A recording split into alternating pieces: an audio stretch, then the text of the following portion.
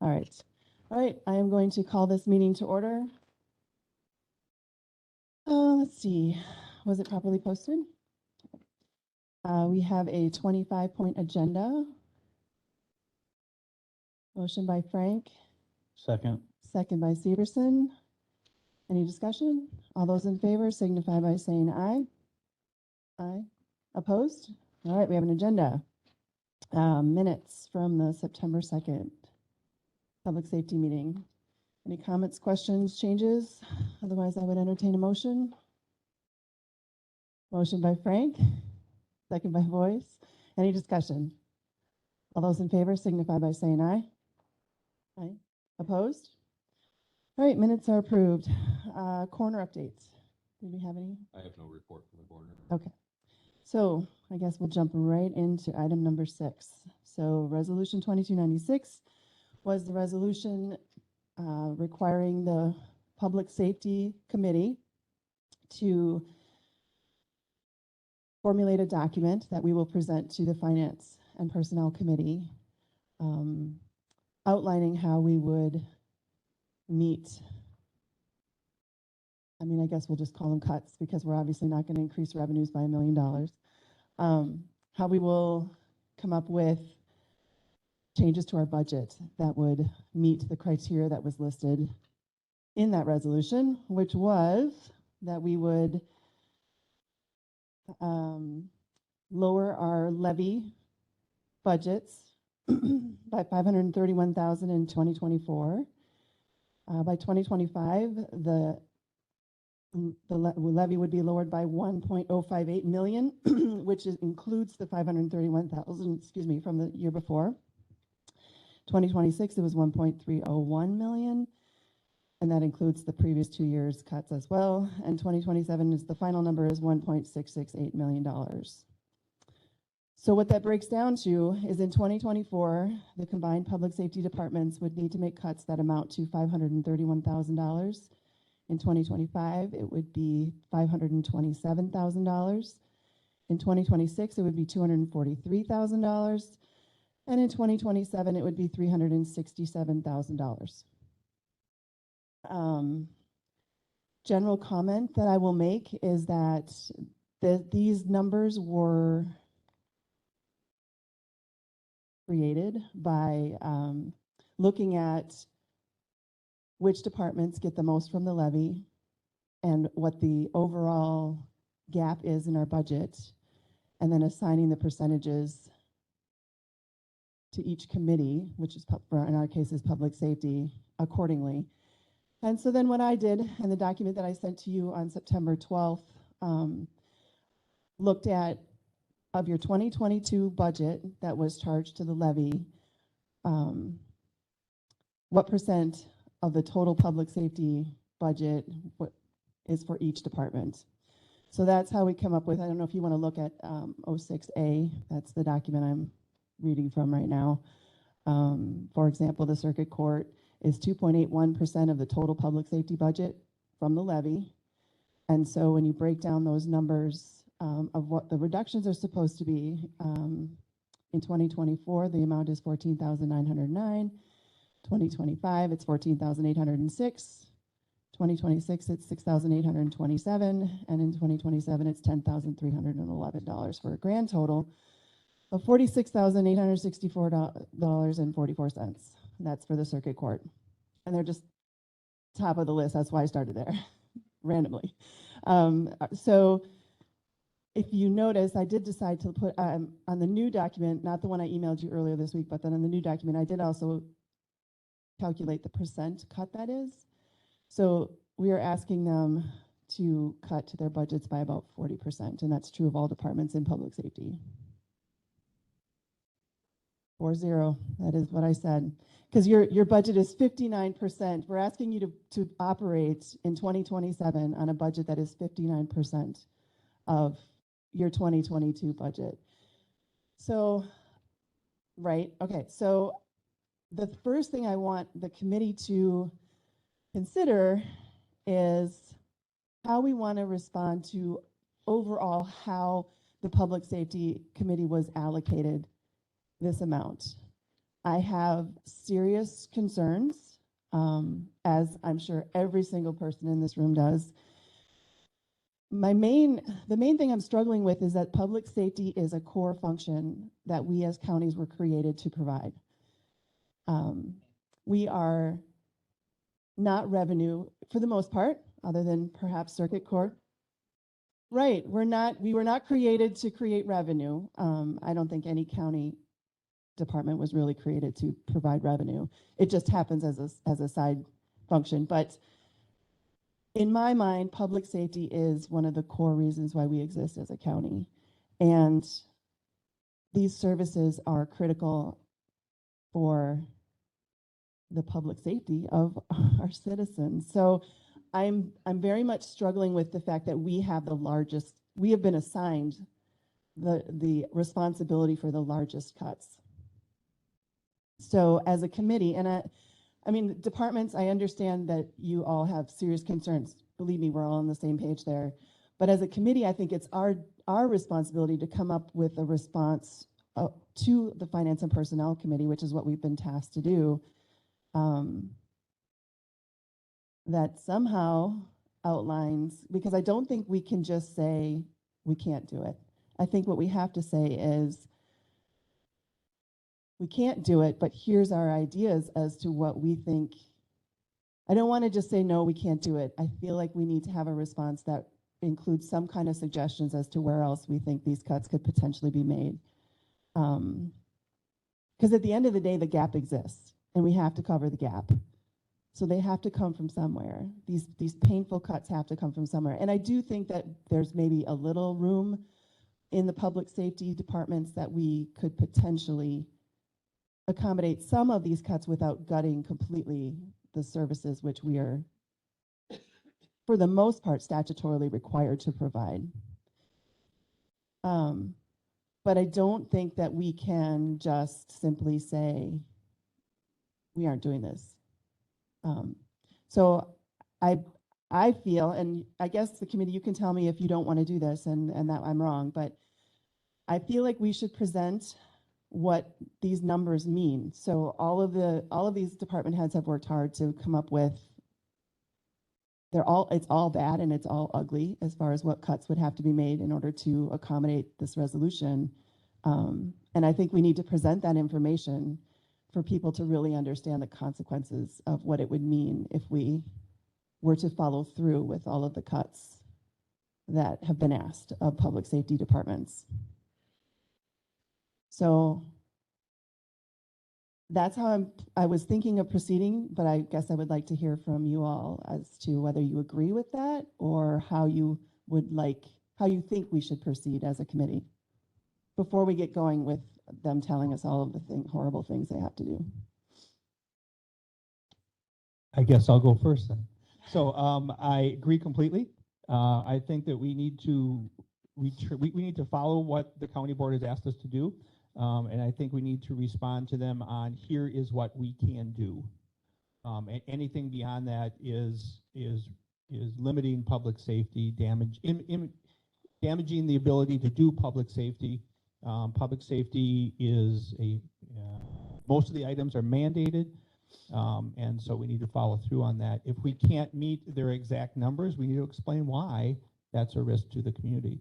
So I have some ideas. I kind of like to hear what their budget numbers are, what their thoughts are, and I thank you for this information that's already been sent. But yeah, I think these are a stretch compared to the non-mandated things that are out there that may need to be cut to support public safety. On top of that, I think as referendums are starting to work out across the state, key items in any referendum is public safety. If you're going to get funding for things, referendums are falling down to public safety, and that includes the EMS side and those kinds of things. So here's one thing I will say on that. I would be very hesitant to put, let's just, for example, say deputies. Let's just say on our referendum, we say that if the referendum doesn't pass, we will be cutting 6 deputies. I realize that public safety tends to get the public's support for referendums, but I would be very hesitant to put them because I feel that if it were to fail, we would then absolutely have to cut, let's just say, 6 deputies. And I don't want to, I would be very uncomfortable. I would be very uncomfortable doing that. You like leveraging the deputies to garner public support. Totally agree, and I would not want to do that as a leverage. Is that an option for funding without the leverage? I think that's the referendum is out there as funding, and what other services might have to be cut to do that would be the question. Okay. Other public safety committee members have comments? Good morning. Carrie Severson, I would be very interested to know your thoughts. So are you okay, I guess, are you comfortable with what I've said so far and how I handle this? Supervisor Boyce? Is it a gray button at the bottom?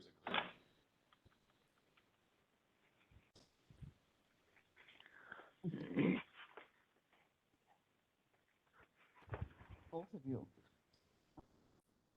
Totally agree with what you're saying, but I thought when Bob said, we'd have to be specific about cutting 6 deputies and don't want to have to do that, but I thought that we were told that if this goes to referendum, we were going to be very specific about what would be cut.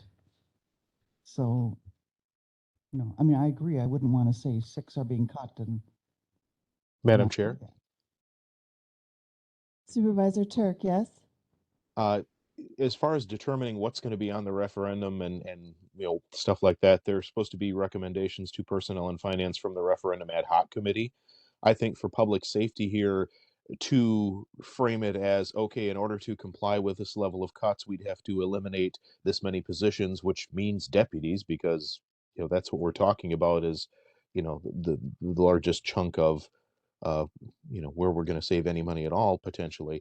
I don't think it's bad for us to put it in those terms, and then the Referendum Ad Hoc Committee and Personnel and Finance have to deal with expressing, okay, what does any potential referendum language look like?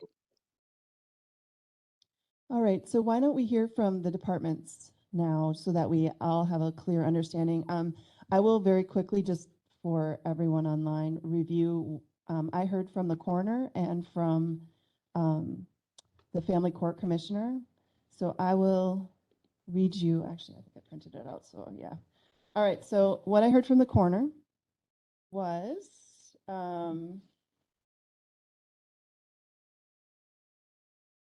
let's see, the office is in a unique position as our revenue and expenses are primarily driven by deaths at the county. As you are aware, this is something that we have no control over. By looking at prior years, we can estimate how many deaths may occur over a year, but obviously the actual number of deaths can be much higher or lower in any given year. We could, for example, have a mass casualty event occur in the county, which would cause the allocated budget to be greatly exceeded with one event. We could also experience a year with lower than average deaths and autopsies, and our budget would come in under what we allocated. There's also no way to know how many of the deaths will occur that will require added expense of an autopsy. This is something that we are legally required to do if we are not reasonably certain of the cause of death. There are also cases involving apparent suicides, overdoses, and accidents that are autopsied for legal reasons, as are all homicide cases. Again, we have no control over how many of these cases our office handles in a year. And I did ask him what his budget all contains, because we don't actually see his budget, which is something we've been meaning to address. But I asked him, can you tell me what line items your budget consists of? In addition to salaries and autopsy fees, we have the customary expenses related to the operation of the physical space of our office, such as computer and printed related expenses and postage. We also have the expense of purchase of body bags, and occasionally pagers and cameras need to be repaired or replaced. I think this covers the major budget items in our office. So the coroner's office, I have to get back to the coroner's allocation. The coroner's allocation, he was supposed to try to cut $21,000 from his budget. But his budget mostly consists of his salary and then the salary of his deputies. So with unless we ask him to do the same job for 40% less, I'm not sure how he could accommodate $21,000 in cuts. Anyone? I mean, I just don't know how you would do that. So that was that response. That's for the total for over the 4 years. Yeah. So it was $6,700 in the first, $6,600 in the second year, $3,085 in 2026, and $4,660 in 2027 for a total of $21,179. All right. So then the family court commissioner, same scenario.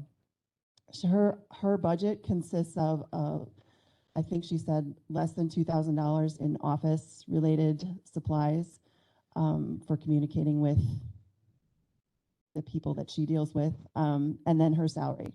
So she did indicate that if we were to cut her salary to what it says in there, she would be making what she made in 1997. So again, there's really not anything in her budget other than her salary. She doesn't have an assistant, or maybe she has someone who helps, a secretary, a part-time secretary, does our, yeah. Right. So it's insignificant. So those were the two that I heard from who could not be here today. So everyone else is in the room. So I guess we'll just go right down the lines. So Stacy, if you'd like to start, you did send us a document outlining, I'll just summarize that you are not taking health insurance, so that will save, I think, 14,000. 23,000. Okay, which more than covers your first year.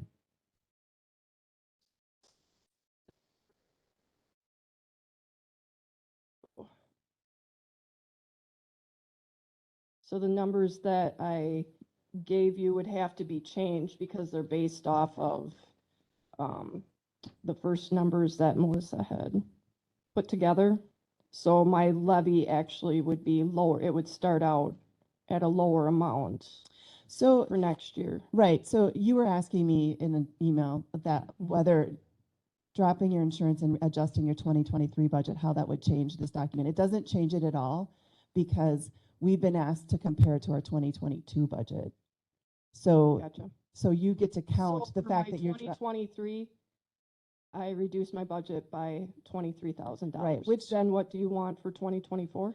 so you don't have to do anything for 2024 because you can count what happened in 23. Okay. And because what we're- about 2025? So in that case, if you do 24, that means you're 10,000 over. So that means you can carry 10,000. So you'd be only at 4,000. You have to increase your revenues by 4,000 in 2025. I can do that. And then what do you need for 2026? And actually, if you're, yeah. So then it would be $6,827 in 2026. I think with ours, I think we're safe to say that you've seen where our revenues are at each year. I think that we're safe to say that our contribution to either the cuts and or revenue is going to be an increase in revenue. If we cut staff, That's what I was we just won't be wondering. able to serve the court or the court's customers. So then I think you may be at risk for losing your state court aid. So I don't think that would be worth it. Also, if we cut your staff, you would not have time to do the collections that Well, you that's, do. yeah. Oh, And so we would be absolutely. losing We're talking, revenue. so the loss of staff would, and because we're at 3 and we used to be at 4 until 2 years ago, we've already cut 25% of our staff without you guys asking us. We did that.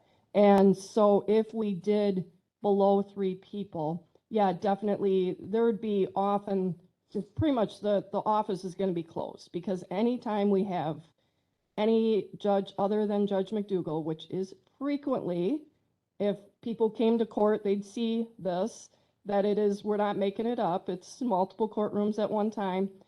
So we can't physically be in the office and 2 courtrooms if there's only 2 people. So we can't serve the customers, which means we can't accept any pro se filings. We can't provide any service in the office whatsoever. And so then, yes, of course, the piece that I do with making sure the money comes in, just forget about that. That will not happen when we're taking care of the core services in the courtroom. Right. Yeah, I mean, I think that what is being talked about across the county is coming to terms with the idea that offices might be closed and we might have, that's part of Sure, our but list then- of services. But with court services, we must maintain access so that people can file, we're talking restraining orders, Right. those are, severe. Which puts us at risk if we are not open for them to do Absolutely. this. If we're not open, I think the state's gonna say, why are we providing you our $100 and whatever thousand dollars of circuit court aid each year? So you're talking about the loss of the revenue that I bring in to offset the large expenses of attorney fees, but then you're just also talking about risking your state court aid. Right. I don't think that's worth it. I think we've done our diligence over the years. I think we've run extremely conservatively. And I'm not going to fib to the public and say, if this referendum doesn't pass, we're going to have to cut a person, because we can't cut a person. So that's why I'm not going to put a threat out there that is not realistic. Right. And I mean, honestly, you've met what I asked you to do by calculating out your revenues and what you can do. So I'm honestly not concerned that my plan is to put all of the proposals that you bring to me today, I plan on putting it all together for us to present to, as a committee, to finance. And I think you've adequately answered the question without having to mess around with your FTEs. So let's go to the district attorney. Make sure you talk in your mic.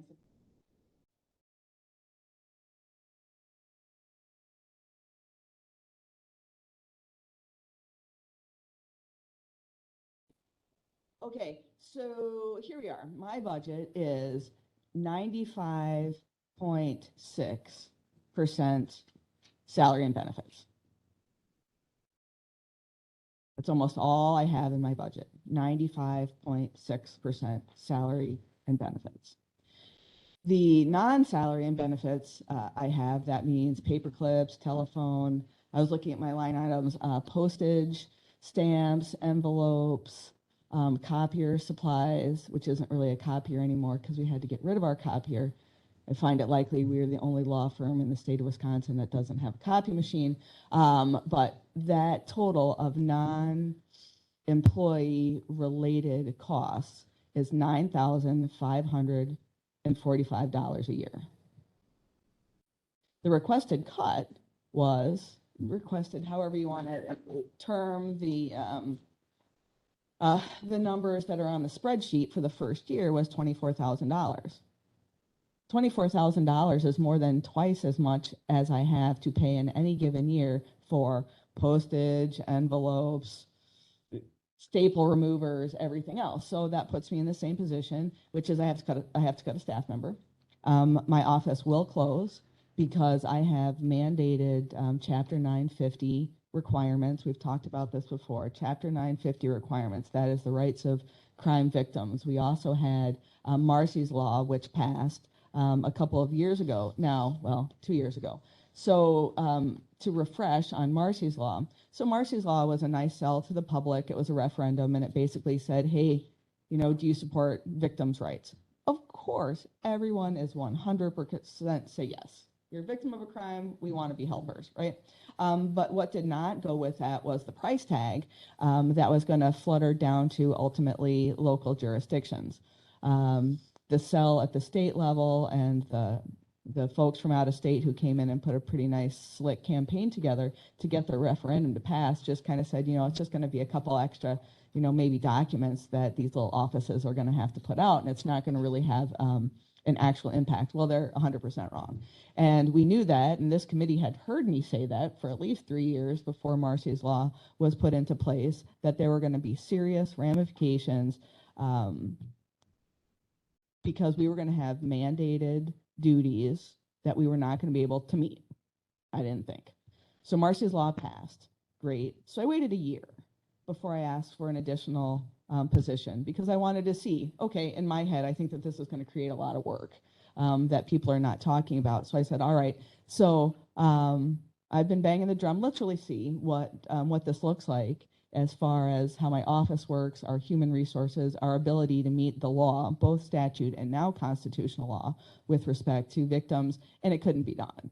And then I asked for an additional person, right? So it's a new position to meet our unfunded mandate regarding Chapter 950, which is the rights of victims, and what we call Marcy's Law, which was really an amendment to the Wisconsin Constitution. I have avoided saying this while I was trying to get this position. I have avoided saying it, but since Marcy's Law has passed, this county has been in non-compliance with Chapter 950. And yes, we approved that position for Yes. the 2022 budget, right? that's correct. And you haven't filled it yet, right? That is correct. It's been, So my question is for Clint, can we count the fact that she has not spent that 2022 allocation for that position? Because how much was allocated for that position? so what's allocated for that position was $77,000. Oh, look, exactly the amount I'm supposed to cut by pursuant to our document there. And as of right now, we're at the beginning of October. I've only spent 45% of my budget, partly because we're not to the end of the year and because that position hasn't been filled. Right, So so I mean, let's see, Clint.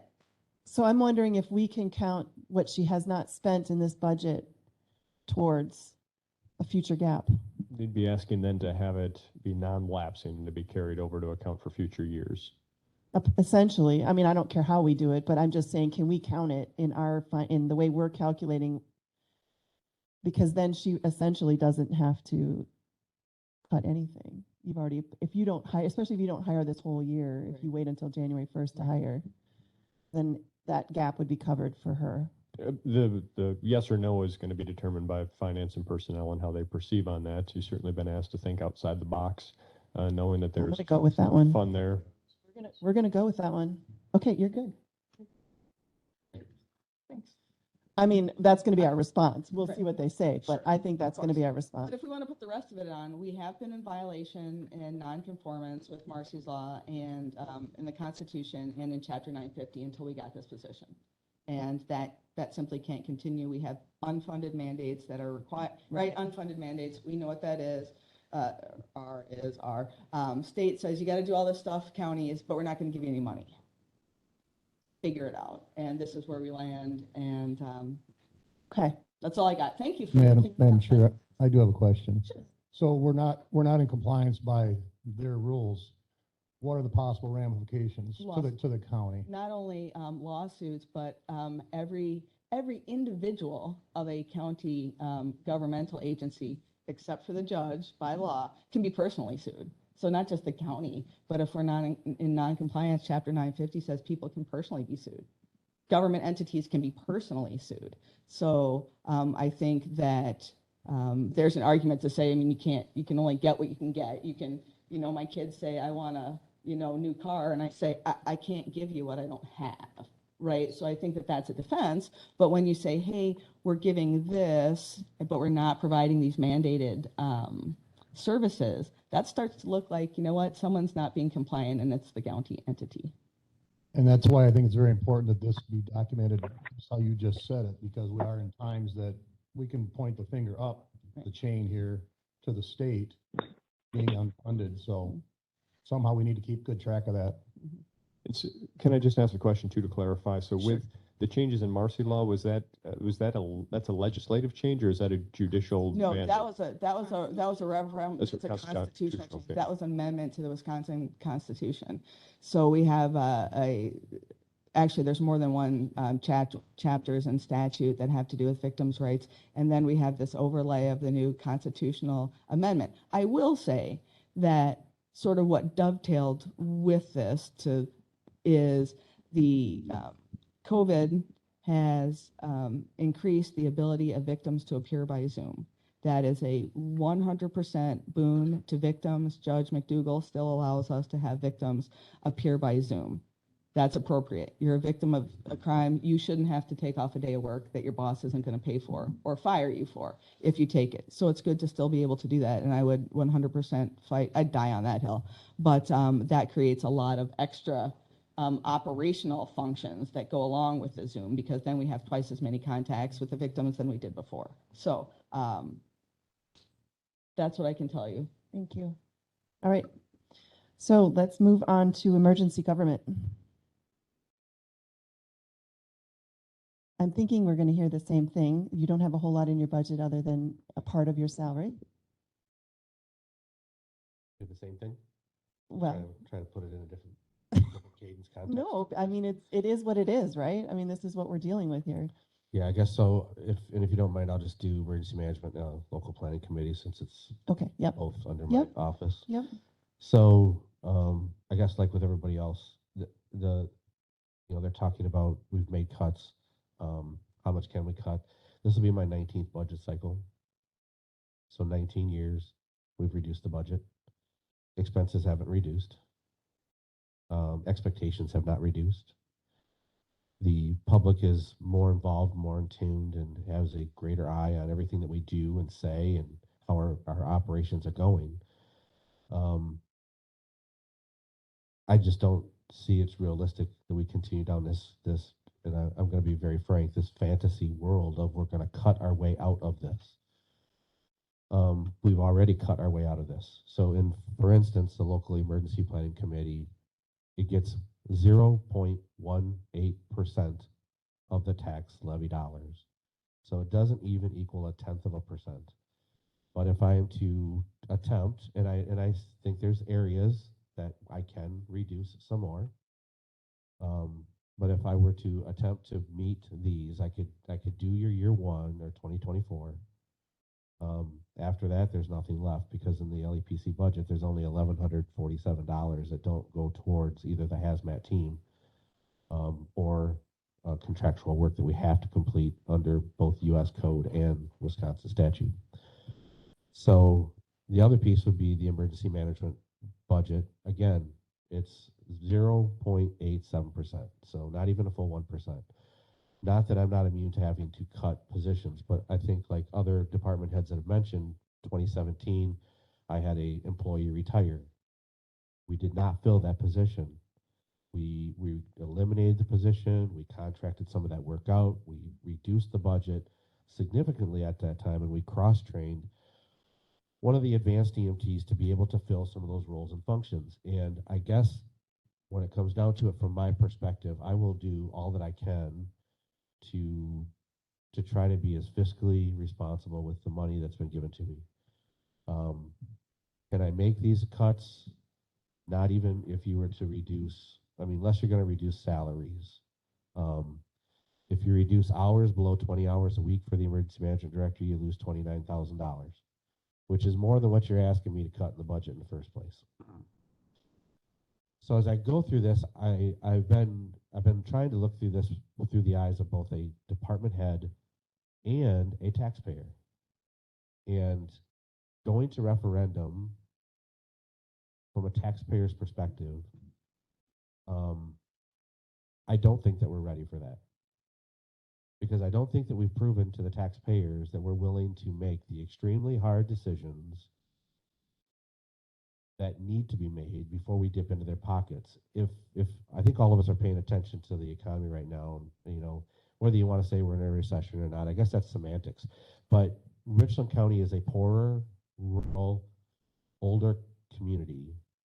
So we're going to dip into their pockets before we're willing to make some extremely, extremely hard decisions. I've taken the stance, and I'll continue to take the stance. Being somebody that manages both a department that is not mandated and a department that is mandated, I think that mandated services have to have the priority to any tax levy dollars that come in. I think that any other department should not be treated like they're not important, should not be treated like, using the word you're not mandated, I think can sometimes put them off, because, they kind of get disheartened and say, well, if I'm not mandated, I'm not important, screw this, I'm out of here. But not every department that's non-mandated is being held, in my opinion, to the same standard. So and I'm going to use the ambulance service because that's the department I manage that's non-mandated. We don't operate on tax levy dollars aside from the building, which we desperately needed and we're grateful for. We manage our operating costs with fees and contract to the municipalities. So we don't use tax levy dollars, but we do use taxpayer dollars because those municipalities are taking money out of their road budget to pay for the ambulance service. So we still have to be mindful of that as well. But it would be wrong for me to come and say, please give us tax levy dollars from the county's coffers. There's instances, and I'm not going to name departments, but there's instances as I've watched over time where I've seen department heads go in and say they need this sort of person or they need that person, but we're not looking at opportunities to consolidate into locations where you can have multiple people fill multiple roles via cross-training. Secondly, I think when it comes to a taxpayer, they want to be protected. They want access to their constitutional offices. They want access to the courts, and they want good roads. Granted, there are other pieces to that, but that's what the taxpayer wants. And I don't think that we've come close enough to ensuring that we're using our money in those ways effectively to go ask them for more. That's, I guess, just my own take on it. So what would it do for the operation for emergency management? You would end up losing some revenue because there would be no way that I could meet the requirements that are under both U.S. code and state law. There are ways that we could shave some of this down, and I'll certainly do that. Can you provide that to me? So that Yes, I can will. Summarize Yeah. all of it? Yep. Yeah, I mean, that's, I guess what we would like to know is if there's areas where there's something you think you can reasonably do, then that's what we'll present. Yeah, I mean, there would be things such as the command post. We could, we looked at doing this before, maybe having the command post being taken over by the fire departments. That reduces the $2,100 a month that we pay for insurance and maintaining it. But again, that's one time. That's okay. So now I didn't give you. We reduced the levy by $2,100 for 2024. But then what do you do for 2025 when it's the emergency management office has $0 for pumps, $0 for sandbags, $0 for weather radios, $0 for anything when it comes to a disaster. You know, with the flood water hits, and then we get as creative as we possibly can to get as much reimbursement as we possibly can through that disaster. But we're not prepared to respond to it in the sense we have that in there. We're just, you know, calling up neighbors and saying, hey, we got flooded, I need sandbags. You give me this many sandbags, I'll pay you when we get the declaration. That's where we're running the business now, and that's not effective to run the business that way. So I'll get off my soapbox now, but I'll give you the cuts. I think I can reasonably within the emergency management budget for 2024 come up with about $2,500 to $3,000. Beyond that, those are items that disappear. It's a one-time thing. I don't know what to do with the other. Freeze my salary. I've offered that, and I'll still offer it. You can freeze my salary for as long as it takes, because I am a taxpayer as well as a department head. So that's really all I have to say. Thank you. Supervisor Severson? Darren, could you explain how Crawford County's emergency management works that's under their sheriff's department? And then would that be an actual increase if we were to eliminate the emergency government department at all and have emergency government provided by the sheriff's department? Would that, so we're saving, let's say 35,000 there, but would that increase his budget by having a deputy or him oversee that? So how it would actually work is how it works in Crawford County. It's not just Crawford County. There are other counties in Southwest region that do that. But for Crawford County, so Jim Hackett, he's the deputy that works in Crawford County Emergency Management. Every county receives a prorated funding amount based on population, and square miles, and there's one other factor to that. So Crawford County is fairly close to Richland County. Both of us receive between $27,000 and $29,000 annually from the Emergency Management Performance Grant to pay for or towards the salary of the emergency manager. So if the emergency management was to fall under the sheriff's department, the sheriff's department could use that person for a minimum of 20 hours a week for whatever they wanted to do, but they would have to spend, if you're a 40-hour work week, which I assume you are, so 20 hours has to be put towards emergency management. If you're found to have them not doing a minimum of 20 hours to emergency management through an audit, then you'd have to pay all that money back. So it's minimum of 20 hours, so you gain a part-time deputy for 20 hours. How Crawford County does it is Sheriff McCulloch, Jim is a full-time emergency manager. That's what he does, and then he'll work overtime shifts in the jail, on the road, doing transports. But he gets 40 hours a week in emergency management. He also has a part-time assistant who is a deputy, Deputy Mark Meyer, who works part-time emergency management and part-time wherever they need Mark to work. So would you save some money? I guess you're already saving money, because you have a department head who's emergency management in the ambulance. If you move emergency management over under the sheriff's department, you could certainly do that.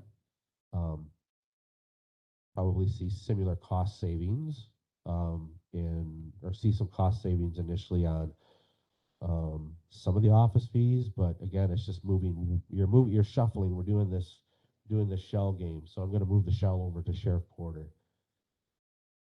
What it would do then is you're still looking at the same issue of when a disaster strikes, your 20-hour-a-week deputy isn't going to be doing 20 hours a week road patrol. They're going to be doing 60 hours a week of emergency management response for months, if not years. So you don't save anything. It's the same way when I run the ambulance. If there's a disaster, I'm there, but it's not necessarily meaning that I'm running calls on the ambulance when I'm trying to manage that. And there would actually probably be an increased cost to the taxpayers, because you're not going to get a service director to run an ambulance service part-time, and you're not, so now those taxpayers out of townships, city and village dollars are going to have to decide what they want to do in filling that. So it may cost a little bit more in the long run.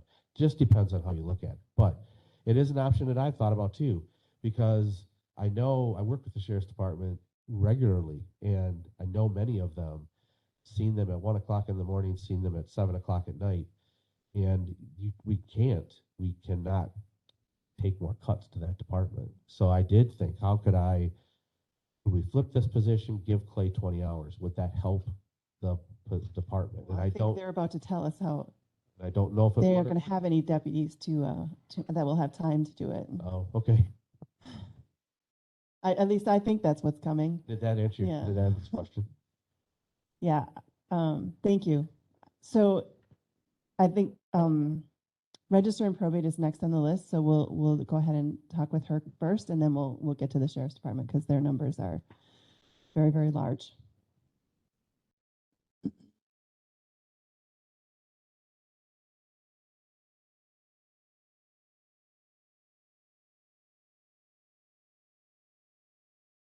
So I had submitted, did you receive what I submitted to you? Okay. Yep.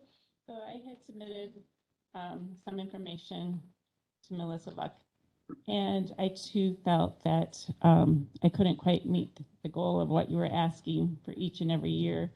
I went through with the 2022 budget. So both of my deputies, first of all, have not been taking insurance.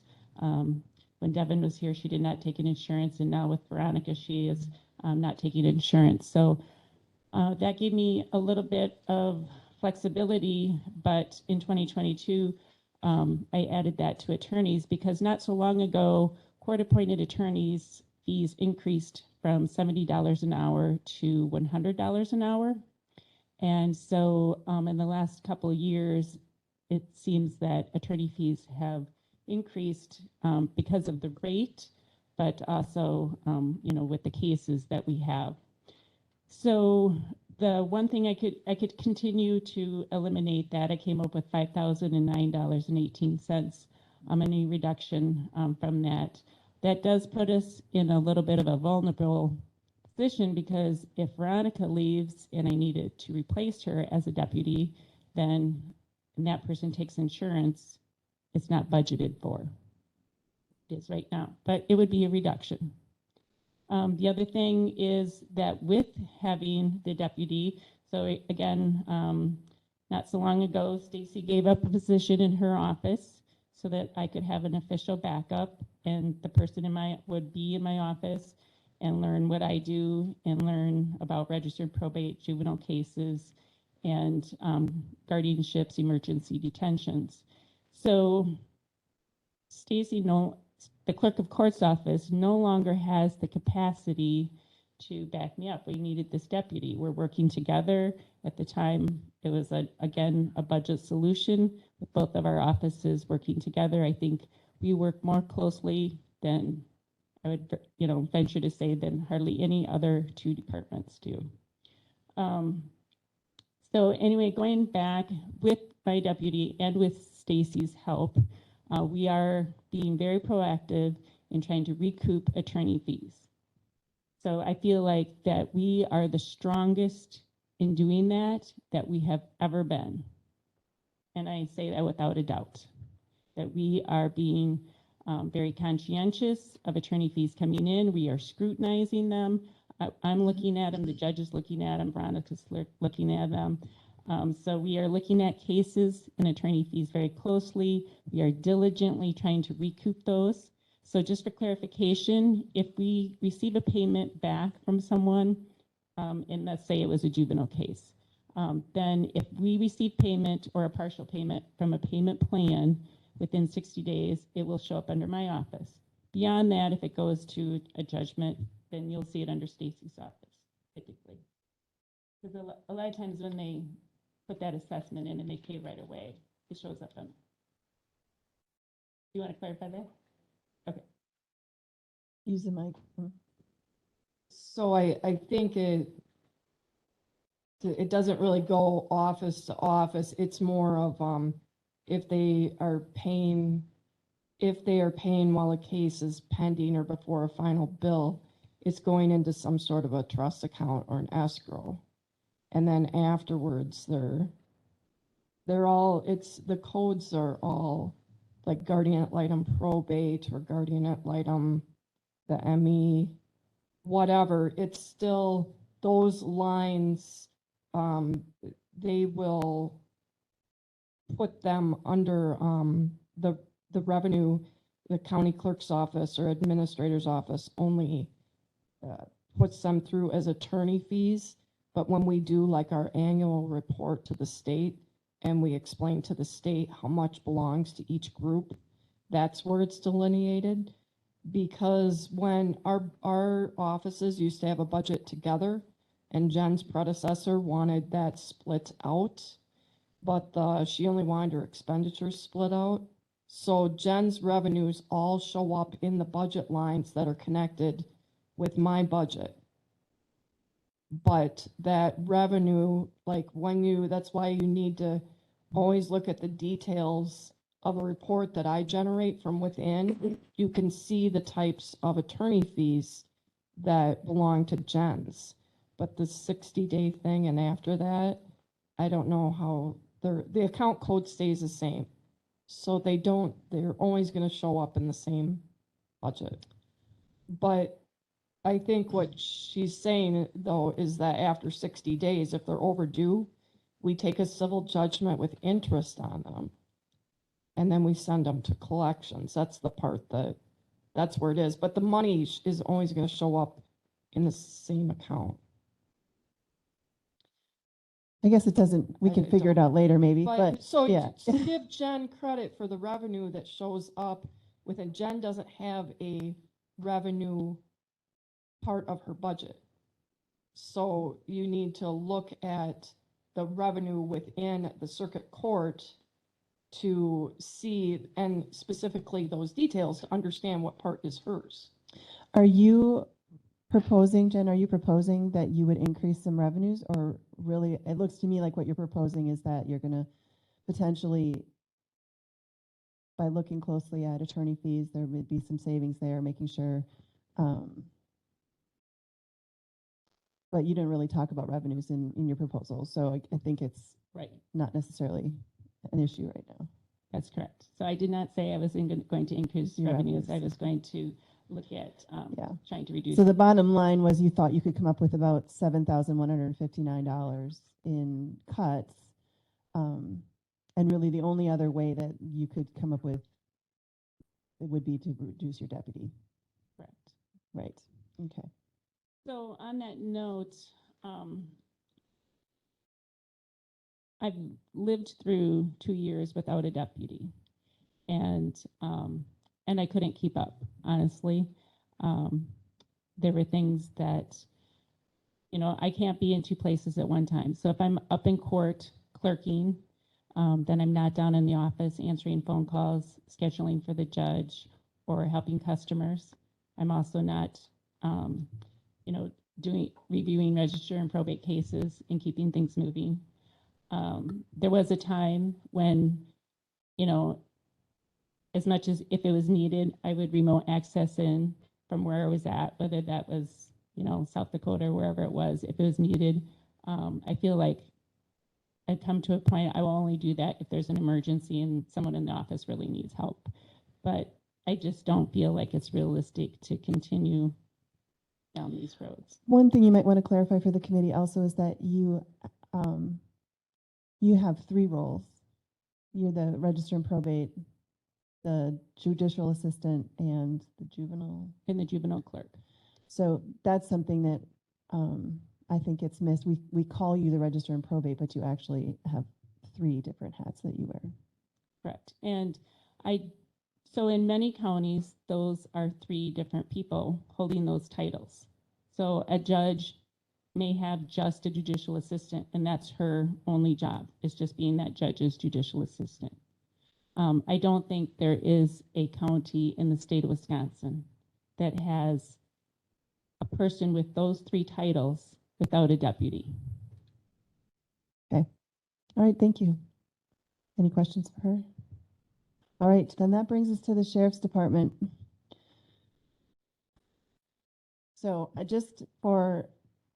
so this is recorded for everyone to know, the sheriff's department, they are 84% of the public safety committee's department's allocation. So they essentially are 85%. The reductions or increase in revenues that we've been asking for 2024 is $450,761. For 2025, it's $447,366. In 2026, it's $206,280. And in 2027, it's $311,583 for a grand total of $1.4 million in cuts to their department over the next 4 years, 5 years, whatever it is. So those are very, very large numbers. Kudos to you guys they did show me what they came up with for 2024, thinking that was all that they had to come up with at first, not realizing that these are new cuts for each year. That was something I was trying really hard to explain, but it was confusing for all of us. So would you like to just touch on what you guys have? So I guess, yeah, we identified some areas that we can make cuts. I would not recommend any of these cuts, but. Except maybe the food service one. Well, because yeah, that's actually happening. So I'll just start with the dollar amount. Yeah. What we came up with 2024, the dollar amount total we came up with was $271,398. Now I say dollar amount as in that would be budget reduction through contract stuff, training money. That doesn't touch the staff. I'm going to have to reduce that year. So some of it we happened upon rather easily, and luckily our inmate meal contract provided us a significant saving. We're planning for around $85,000 savings per year. That's a 3-year contract that starts in 23. Part of this figure where we came up with this gap was us getting another patrol position. I won't pursue that patrol position unless we can get it with a grant. So that's a reduction. We need it. I've been saying we need it for years now. It's a position that was cut in 2010 that we never got back, but we've gotten along without it. $60,000 increase in revenue from jail sanctions. So that's helping us out. And then, you know, the rest of it, the bulk is made up. There's a big reduction in fuel costs that we're anticipating. We switched fuel vendors, but then it's just small things here and there, reducing training money for our staff, reducing ammo budget, reducing funds for the special response team and the drug task force, reducing computer and maintenance lines. Yeah. In addition to that, for 2024, we're going to reduce 3 patrol deputies and 1 jailer dispatcher. I mean, that's what would be necessary in order to meet the 400 and That'd be the only way to meet 50, 400. right?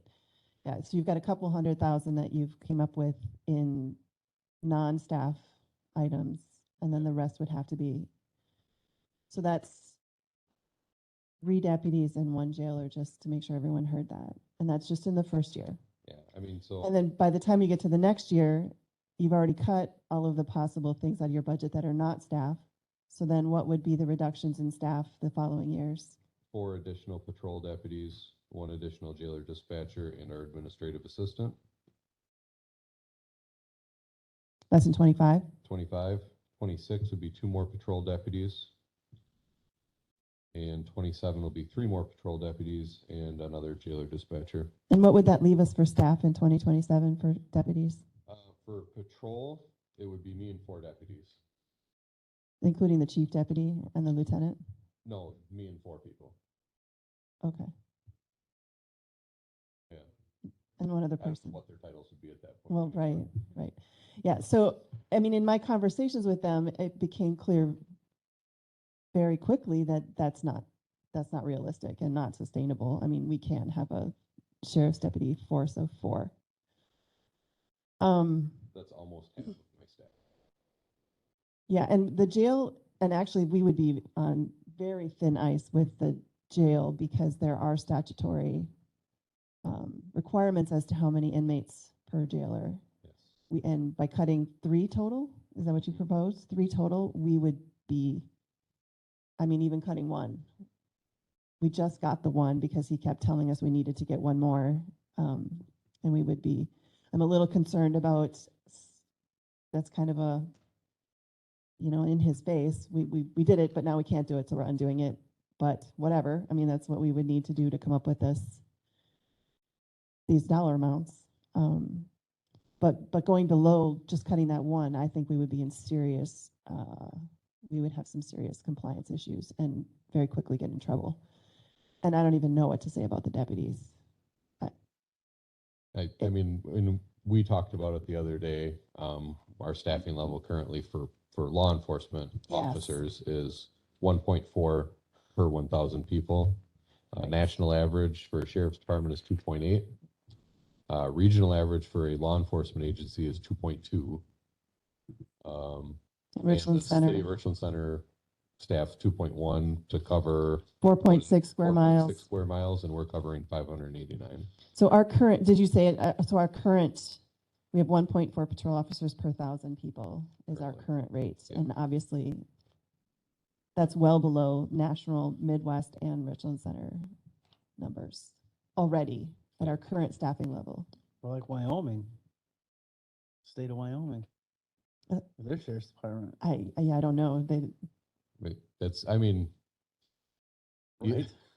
The other Yeah. counties are really big too. I'm not sure how they. but looking at it, it's, you know, we're gonna, by 2025, it's gonna be emergency calls only. Sorry about your theft complaint. we'll get to you when we get to you. Right. Now, one of the things that we haven't totally calculated, it might not be, there might be 5 of you instead of 4, because in that process of eliminating, you're eliminating number of cars, you're eliminating equipment, you're eliminating, like raises have been calculated in, those 3% raises for the deputies have been calculated. So there's some savings where we probably could gain back, but it's still, I mean, Yeah. at the end I of the mean, day, it's and- gaining back 1 position. So And the you'd have squad 5 we- instead we of, borrow money for, so I mean, we'll sell them and we'll gain some revenue that way from selling them. right, right. So that there, pennies that's what on I'm the saying. There's some areas where we probably could gain back Yeah. 1 deputy. So But that I would mean, be, even then, if we start selling squad cars, we're selling them at pennies on the dollar. Right. And so, right. Supervisor Severson. When you just mentioned that there could be some savings because of cars and whatever, but then we would lose that savings because if we weren't able to adequately staff the jail, now we got to house them at a different county, That's true. different cost. That's true. Yep. Pay, and then it's transport costs, and if we can't provide that transport cost, now we're paying a company to transport them. Absolutely. Yeah, there are multiple ramifications. so, and Aaron just mentioned, and it's worth noting, because I said we were accounting for $60,000 a year in sanctions, roughly. We wouldn't be able to do that. We wouldn't be able to do that Right. when we reduce jail staff. Obviously not, because you can't even take care of our own people. So I don't even know what to do with this. I mean, to me, I feel like we need to present that information so people realize what, what's been asked. And then we have to make some kind of statement as to what we think should be done instead. I don't know what that is exactly. I mean, I guess to me, it makes my decision about cutting non-mandated things a lot easier when we're faced with that. I don't think I can't imagine a scenario in which that would be a responsible thing to do, is to cut. I mean, maybe we cut the typist, and that's like, I think something we could offer as a for sure cut. I mean, I hate to say that. Well, they'll have to do them themselves. So it will detract from the deputies being able to be on the road all the time, but it's better than cutting a deputy who's not on the road at all then.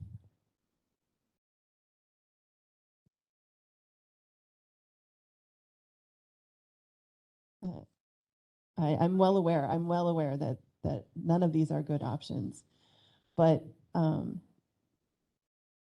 mean, I didn't really even touch on the reduction in services that we would have with that kind of a staff cut. So it's, I mean, right? and we won't be doing anything like we used to anymore. It's like, I mean, we just, then this is just a list we just threw together, was we wouldn't be doing counteract in the schools. We wouldn't be doing bar and business checks anymore. We wouldn't be fingerprinting kids in the schools anymore. No drug presentations, no canine demos, school sniffs, funeral assist, parade control, no parking signs, emergency detentions. I don't even know how we'd manage those. And that was, I got more numbers too. But we'd probably get out of the regional drug task force. We'd close SRT down, shut that down. Court security, my idea for court security was I'd put a desk right next to Stacy's, and I'd do my daily work next to her all day and be the court security officer myself. So I think it's important to say all these things though, because Yeah. I think this all needs to be, everyone needs to very clearly understand what the ramifications would be if we were to choose to make any of So, and these just, changes. just to throw some more statistics out, I've been crunching numbers, and I've actually been sitting on this number. I've probably brought it up a few different times at meetings. Our call volume's up 20% from 2010 when we lost our last position. ODVI's up 147%. Drug cases are up 260%. Emergency detentions are up 766%. We spent when we're on an emergency detention, if it goes to like a confinement facility, we're minimum 10 hours of staff time for us. Domestics, they've held pretty steady. Crashes have held pretty steady. Those were just some of the calls that I looked up and pulled numbers on. So talking to the mic, Stacy. Sorry, just so that everyone can.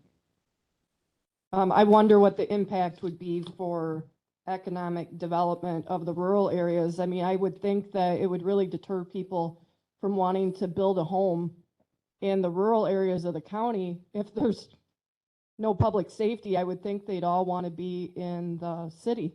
So, you know, the city might benefit from this because they'll grow their tax base, but I doubt it will help yours. And that's something I've thought about as well. I'm a big supporter. I think economic development is a great investment, but what's the point when nobody wants to live here? Melissa, I Yes. think just on that point, you're talking about a message to go to finance and personnel, and you mentioned cutting mandated services again. Has finance and personnel done any kind of a return on investment study for what those unmandated services provide? You know, because I think that's one thing. There's an opportunity that, I mean, you're tasking all of us, and not just public safety, but I think you go to the Public Works Committee, and you'd hear the same thing from the Highway Commissioner and from everybody else.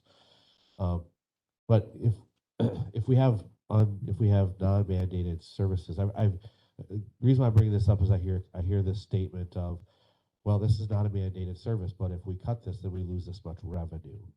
Okay, I get that part. What's the return on the investment of the revenue that we're putting into it?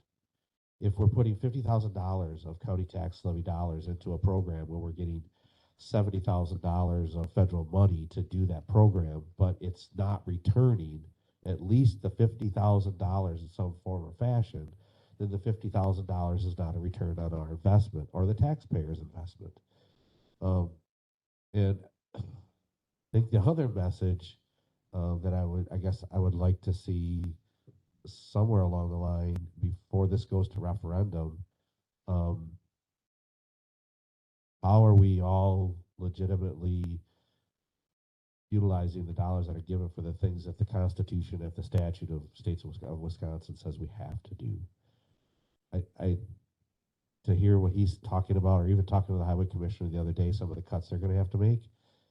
I mean, now I just have this problem going to the taxpayer and asking them for money when we haven't really made cuts.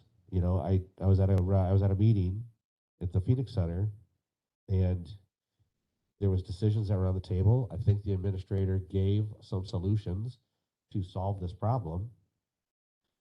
Pack that room with a bunch of people, start hitting everybody in the fields. No decisions are made. That's got to stop, because I mean we've already showed that we can't continue to run a department on funds that, you know, can't pay the bills. So here's what I'm struggling with as a finance member. Even if we were to cut all of the things that have been talked about, you know, Simon's, the UW, everything, it only adds up to like $400,000, and our gap is millions. So I think what we have to evaluate is, of the mandated services, you know, because many of the mandated services do not dictate at what level you must provide that service.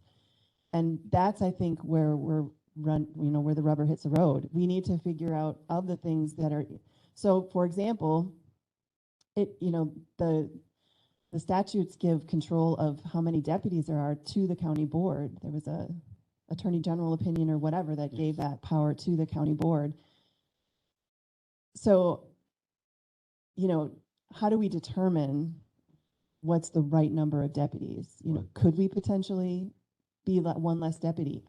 I don't think so, but so, you know, that's the problem we need to solve, is just cutting those non-mandated things isn't going to fix our problem. We have a bigger problem than that. And most of it's in salaries.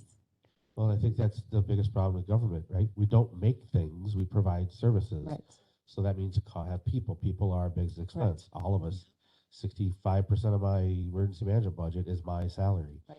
So again, some of these cuts might also, I even hate using that word, but some of these suggestions might need to be that departments, two-person department, and you got one person there and they help you do some clerical filing, answering phones. Maybe they're going to have to cut a position and marry that up and share duties. In the private sector, that's what we did. We cross-trained people, we filled gaps, and people did multiple things for multiple departments. We're still in a lot of ways operating in silos. And so I guess, you know, That's my point, we're still going to have to adjust our staffing levels. There's no other way for us to meet this budget gap. The question is where? Nobody wants to give up staff. No, I agree. Nobody's coming for, or not nobody. I mean, like the highway department, he's combined a couple positions and done some things over there to save on staff. But I haven't heard of a lot of other people jumping up and saying, you know, we'd like to cut our staff. We have too many staff members. Yeah. Did that last time. Voluntarily came and either didn't put people in their office or fired someone. I had to fire someone 5 years ago because I couldn't make my budget. So, but I voluntarily did that because. Right. You don't want me to do this again, do you? Yes. Anyway, I think everyone got the point. There were departments that voluntarily Right. cut positions before.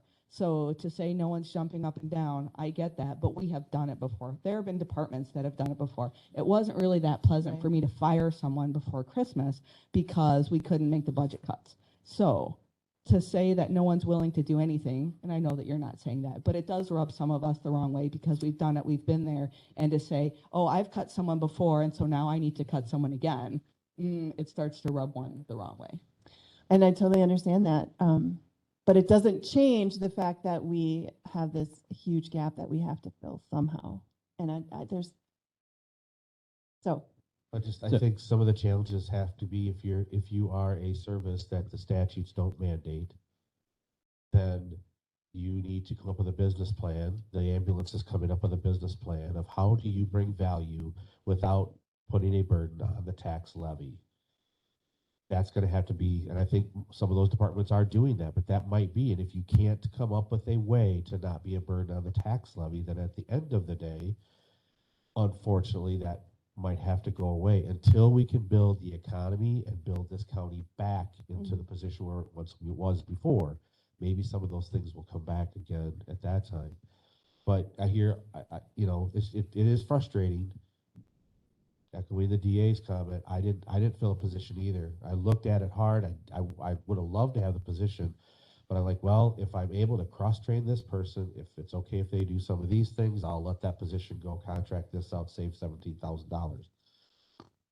Other departments, all departments, I think are going to have to do that because I don't think it's right until we're willing to do that to dip into the taxpayers' dollars anymore when times are tough as it is. I'm going to get off that soapbox. yeah. Supervisor Frank, go ahead. Thank you, and I apologize for having to step out. I was listening to the entire conversation, tried to step in once, and it didn't go through. So a couple of questions for the sheriff. Hopefully I caught most of this. Are jail booking fees something that's on the table, or is the state nixed that? No, we actually send a message out to a lot of our surrounding counties as far as booking fees. And the ones that do the booking fees, it's only for sentenced inmates. Otherwise, you take the money for booking somebody in. If they are found not guilty, the counties have to reimburse those fees back to them. Okay. So we have started looking into it. The average is about $30 per booking, and they do that for sentence and probation holds. So that is something that we are looking into. But in the long run, that's probably not going to bring a ton of revenue in for the county. But A few $1,000s is a few $1,000s. I agree. Okay. Have you looked into contracting with other jurisdictions? Example, Lone Rock, Viola, providing law enforcement services for them as a contract to help support your staff funding? So historically, I think we've had some talks with Lone Rock when they were in between having an officer. They currently have an officer right now. I've talked with board members individually, but it's never been something that's been brought before a village board since I've been in office. I am going to be going to meet with Casanova here next week at one of their board meetings to discuss some things that they would like to see done. But I don't know that any of those are going to raise to the amount of hours that I don't want to say would necessitate a contract, but I mean, maybe they would with what we're looking at right now. But Collaboratively among other communities looking for that, it might. Yeah, and that's just it. If Lone Rock decides they want a 20-hour-a-week officer provided by the sheriff's department, I've told them roughly what that's probably gonna cost them, and, if Casanova says we want somebody for 20 hours a week, you know, yeah, there's a potential for us to make some money there, and I'm in support of that if that's what they want, but they haven't really, I guess they're just starting to approach us on that. Okay. So, And I understood that you have roughly $60,000 in housing inmates was your number? yes. Okay.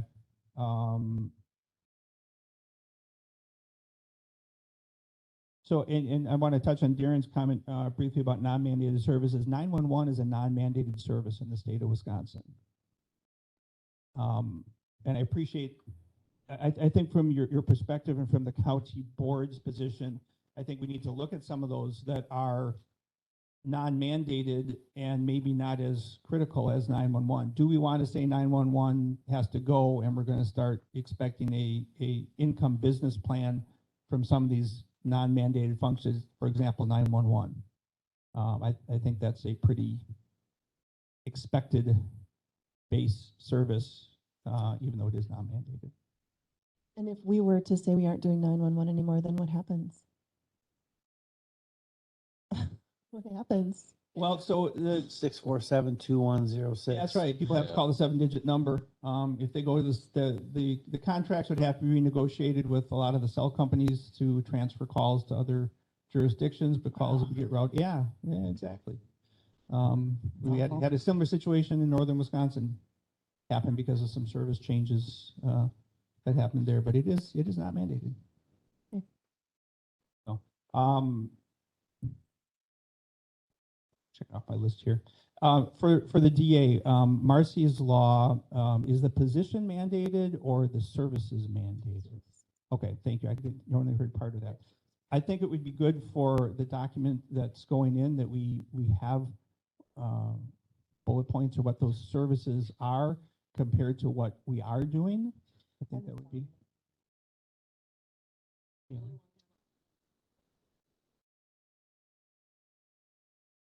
No, I think we want to know what those services are. I would say we there's, have to. yes, we do. We I need to mean, know it is what it services is, and I mean, this is recorded in a public meeting, so I don't see why.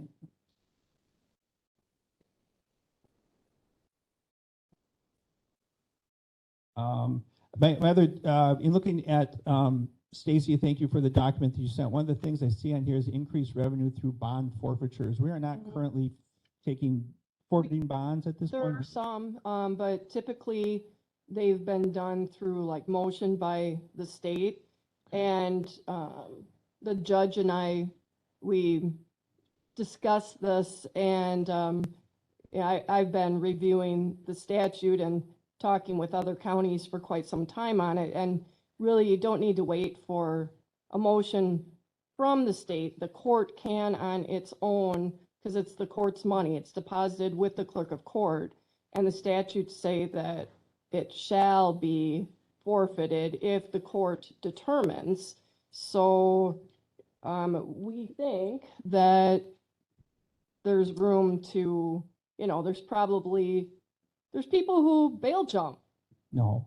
Yeah. Well, I'll just jump on the forfeiture. The statute is quite ambiguous. And the number being subject to litigation, we're litigating right now. We might make case law here in Richland County. So to suggest that it's as simple and easy as people would like to say, it is not. The statute is not clear. And a whole lot of other things. I was just talking to your officers the other day because they said, why aren't we doing it? Well, the burden of proof hasn't been sussed out. The timeline hasn't been sussed out. Judge, tell me if whether or not that statute 969.13 is well written. Well written? Not well written. So to simply say that we could waive our wands and get that money is not accurate by a long stretch, for one, and for two, that's not a constant revenue stream. Right, I agree it's not a constant revenue stream, but I think the taxpayers and the people who don't understand that, hey, someone puts up a cash bond and they violate and then it's returned to them later, I think there's an interest in people knowing that if you violate and you put up a cash bond, you lose something out of that. whether- Yeah, I whatever. would think like, that's I would like that important. the statute wrote that way, and I would like that my bonds got forfeited, and I would like a whole lot of things, Right. but the law doesn't just give us what we want. But we've budgeted like 0 for it. Okay. Because it's one of those things that you can't predict from year to year. And, but zero, really, I think that we can bump that up to a few thousand at least, because this year alone, we've already had a few thousand forfeited. So we can safely put a number to the paper, and that's what I think we're gonna try to do. Sure, and I've done a motion to forfeit almost $20,000 maybe in the last 2 weeks. So, Awesome. but that is not a constant one, Absolutely. and that's not as clear No. as the statute might suggest. So for people who think that it's just real easy to bump the bonds because someone bail jumps, Right. it is not accurate. It is not Yeah. accurate. We also have some old monies Well, that that have been sitting. Yeah, well, I tried to get after that 5 years ago, and a judge, not any from our county, refused it. And so I'm gonna try that again, because there is no reason why money that's been sitting in the clerk's coffers for 20 years on a case with an arrest warrant can't be forfeited. So the clerk will try it, the judge can deny it if she wants, but the clerk's gonna try it. Awesome. So, Thank yeah. you. So the other thing is, in listening to the conversation, I appreciate the collaboration your offices have been doing in supporting each other. And I'm going to also reflect then back on Darren's comment that, to me, this is the public safety group, and whatever collaboration we can do together to solve all of this, to help out, whether someone cuts something and someone else creates revenue out of that. I don't all have all those pictures, but I think that is important. So I thank you for the collaboration that you guys have been doing. And if there's any thoughts of how those departments can, if a typist is cut, can we go to a dictation system that somebody is already using? I mean, Not I the don't know. courts. One thing you cannot do is the courts cannot be generating the arrest reports, and that was, Jennifer straightened that out a few years ago. Right. And I'm not mentioning that. What I mentioned is if you have the software that you're already using, then that'd be something that maybe they could, look at. And We don't understand. have dictation equipment, yeah. Right, There's and that- not anything probably in that regard that we're Right. gonna be And I'm able not to saying share. just that, but just Yeah. what collaboration, I want to make sure that all those resources are pulling together. Okay. One thing that I would like to add on to it, Darren made some excellent points when you're talking about mandated and non-mandated, and we're also talking about being we're not in business, but we are in the business of providing service, okay? Most of the services, a vast majority of everything everybody provides in this room, they can't be created by the private sector in this county. So, if you're somebody that thinks in terms of mandated, non-mandated, I'd also encourage you to think in terms of what can be provided by the private sector and what cannot. And that is not just this group. That is the message that I hope that you're thinking about as you're going to the other committees, and particularly to personnel and finance, and the big picture for this county of the services that are provided to the public. All right. Statement too, Melissa. Yes. Just want to say, as far as the staffing levels, you said, how do you figure out which departments have staffing levels? I mean, there's already been the comparables out there for departments with their staffing levels, who's high, who's low. And I mean, just for the sheriff's department alone, I know we wear multiple hats already. I mean, we've already said it multiple times. We're the only agency in Wisconsin without a jail administrator position, on top of other things. But I mean, if you see that, I mean, like you said in court, same thing. They're wearing multiple hats. So I think if you're looking for staffing cuts, you should look where they have high staffing levels compared to other departments. Where they're not the lightest staff in the state. So is the, lost my question. Okay. Okay, you mentioned the jail administrator. If that is not, is that calculated into their budget projection? That's not. Okay, not. that's right. Thank you.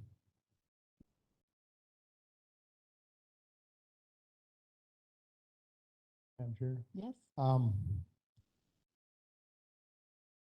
As a business owner of 30 years, this is fascinating, and I get it. I see so many things here that we can't do. Some of these cuts we can't make. But on the other hand, I appreciate Darren looking at it as a taxpayer.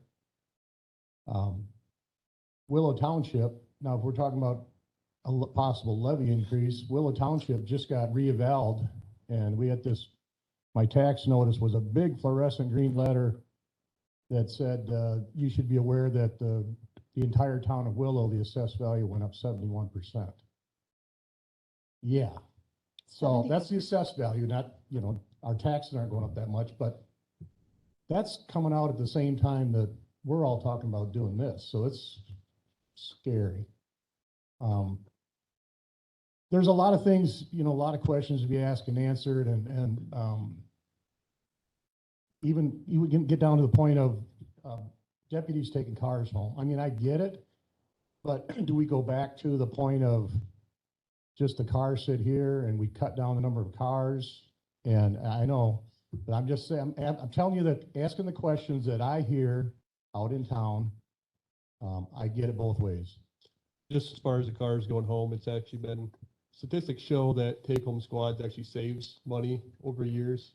We've already put that initial investment into those squad cars. So at this point, I mean, we've already saved the money, we already spent the money. Well, and squad cars are debt levy, not operational levy, so it Exactly. wouldn't help us in this current situation anyway, because we're not currently budgeting Correct. those cars in your operating budget. That was removed like 4 years ago. It could.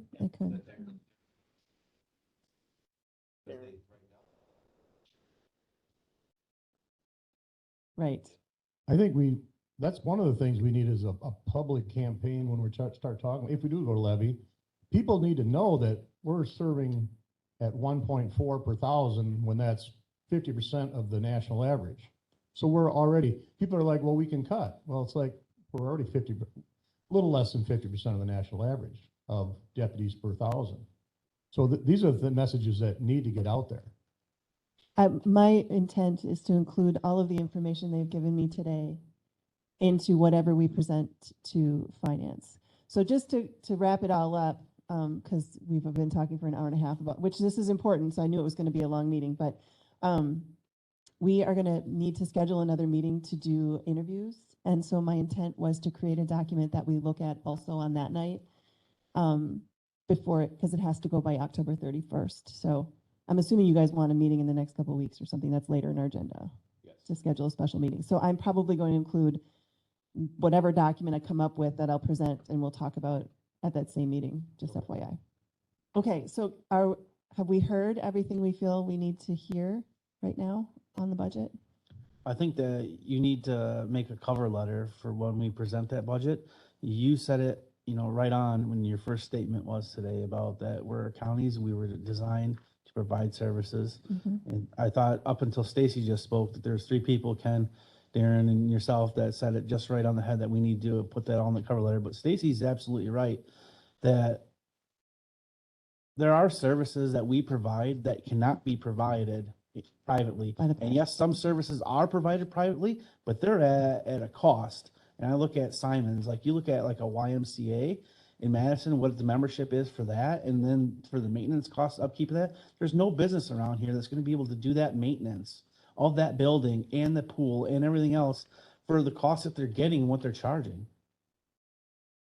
So yeah, we could cut, but like what services? And that's what government's responsibility is to provide services to people that make their lives enriched and better.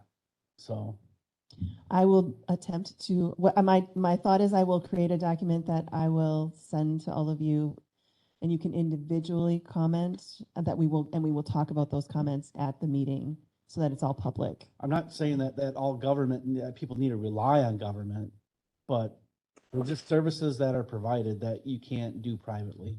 Right. And we were created to provide those services Yeah. for the state. That was the intent of the state supposedly allocating funds to us to do those services as their representative. So, okay. So, the circuit court judge update comments was next, but they must have something going on that they had to leave for. Okay. All right. I'm sorry. Yeah. So, we will, I'm sure she will comment next time. Okay. And then the clerk of court updates. So probate, would you like to, do you have anything else you want to add as far as your normal monthly? Make sure you're talking to the mic so they can hear you. Sorry. No, I think that at We- this time, We you beat know, that drum. Yeah. yeah. Thank you. All right. Thank you for staying for the whole time. All right. So that brings us to the district attorney who also had to leave. So emergency management. Did our hazard plan go where it's supposed to go? Is it going before the board this month? It went to the board last Oh, month. last month. You're right. Yep. So we did, so speaking on the hazard mitigation plan, so we're gonna submit it on the 14th. We got some feedback from some folks at Southwest Planning Commission that we want to include in the plan. So that was some good conversations that started there. And I did want to give the surrounding county emergency managers an opportunity, so I sent that out to them. I knew that many of them were going to be in training last week, which I didn't go to because I didn't have the money in my budget. Sorry, I should not have done that. I wanted to give them that extra time. I wanted to give them that extra time to be able to review it and reply back. So the 14th, it'll get submitted to FEMA. So it'll be 17 days ahead of when it had to be there. And I think the plan is, this update's been probably the more exciting one because there's been a lot more input from entities and individuals and places that I didn't think would ever come from. So that's been a good thing. The other piece is our plan of work agreement with the state of Wisconsin has changed. And so they're going to be going to a calendar year, which may or may not help how we see our revenue coming in through the emergency management funding and the emergency planning. Was funding. it on a July 1? Yeah, it was on a June fiscal 30th? federal year. So hoping that matches up a little bit so we don't have such lag and carryover.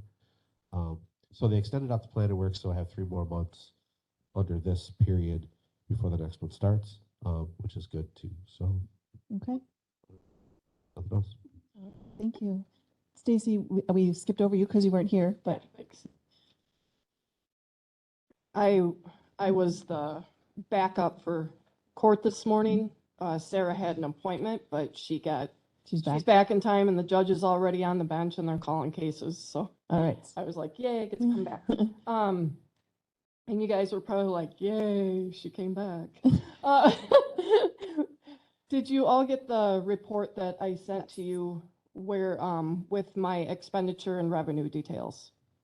Yeah. So it looks like I can say with, I guess, certainty that we will hit our revenue projection for the year. We're really close to it right now. And so, with the couple months left, plus we should be just fine with that. Expenditure-wise, we appear to be right on pace. I am not as worried as I've been in previous years about how much attorney fees are out there because it seems like we've been kind of training the attorneys to be submitting interim bills and communicating with us a little bit more often. So they're less likely to be, working on a case for a long time without billing the court until they're like several thousand in. So there's always those at the end of the year that, have kind of been sitting on some bills, but not as many as what we've had, which is really helpful for pacing our budget, and they all kind of understand that now. So, I guess I'm open to questions that you guys have. We talk about budget because that's the burning thing that's being talked about. Of course, that's, could tell you about what we're doing day in, day out, but really doesn't, we do what we need to do. As far as the money wise, which the county needs us to continue to always be on top of that and responsible, that's why I provide you the detail that I do so that that's like full disclosure every month. And I have MIS put that on the county's website, my reports, so that taxpayers, because I'm one of those too for a long time, and so that people can see where we're at. So questions? I thought your report was really thorough. So I'm glad that we are right on well, actually ahead of schedule as far as the revenues. That's I think so, good news. yeah. Um, Yeah, I think we're. And it doing also good. makes me more comfortable about your projections and your ability to meet, Yeah. meet some of the budget cuts with increased revenues instead of having to make cuts. Yeah, we're, but again, it's a very careful, it's like that, like the tripod stool. You know, we are at the point that with the collaboration with Jen's office, with the amount of staff that we have with both, that's why we're able to march along and do really well with the revenues, which is collections, basically. And we won't be able to do that. If any amount of staff change happens there, we simply will not. And that's not an empty threat. That's a reality. I've had times in my office where I've had staff out for nearly a year because of illness and then eventual death.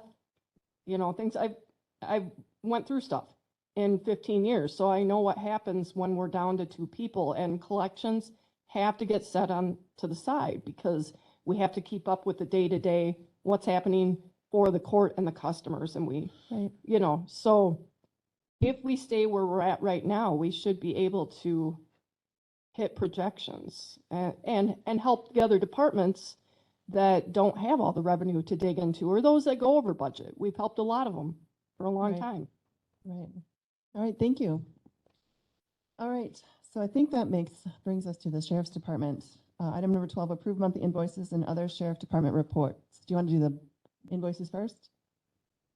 Yes, Yeah, I mean, obviously there was one on there that's a pretty big number. There's very, two, very big number. two big numbers on there. Yes, so, and this was, earlier this week in a meeting with Clint, we were going over our, I'm trying to think what the exact title of the grant was, COVID, Yeah, so Justice Assistance Grant. just to keep everyone in the loop, we are going to also talk at the same time as we're looking at the invoices, we're going to talk about item number 20, resolution to approve DOJ grant spending because it's tied to this invoice. So, the biggest number here, the, GovRed technology, 67,500 is actually a training simulator, virtual reality simulator that is going to be paid for, approved to be paid for by that DOJ grant. And it qualifies as an appropriate. They approved it. Cool. This is the grant that I wrote. right? Yes. Yep. So thank you. You're welcome. That's my salary right there. So I'm glad that the county is able to use this because this was non-matching 150,000. Right. Yeah. So that'll be like I said, virtual reality simulator, put the goggles on, you have all the equipment you would have on your belt that interacts with the system, and you go into a virtual environment and work through simulations. I talked with them earlier this week. My big concern is what was going to be the ongoing costs of this. They said for legacy customers, which we will be considered a legacy customer, we'll get updates and upgrades pushed to us for free. Nice. So yeah, that's one of the things, one of my biggest concerns, I mean, and of course the deputy cuts him, but the cut to the training budget is actually concerning to me because you've said to us over and over, you have a young department and, you know, and it's a difficult environment you guys are dealing with. So the more training we can do, the better off we're going to be. So this at least will help with some of that. yes. Madam Chair, that's my biggest concern and part of the problem, my frustration with government in general at every level is we make an expense right now that seems like it's a good thing, but what's it going to cost our grandkids? So that's the way I always look at things. What's the long term? Because everything costs something to maintain.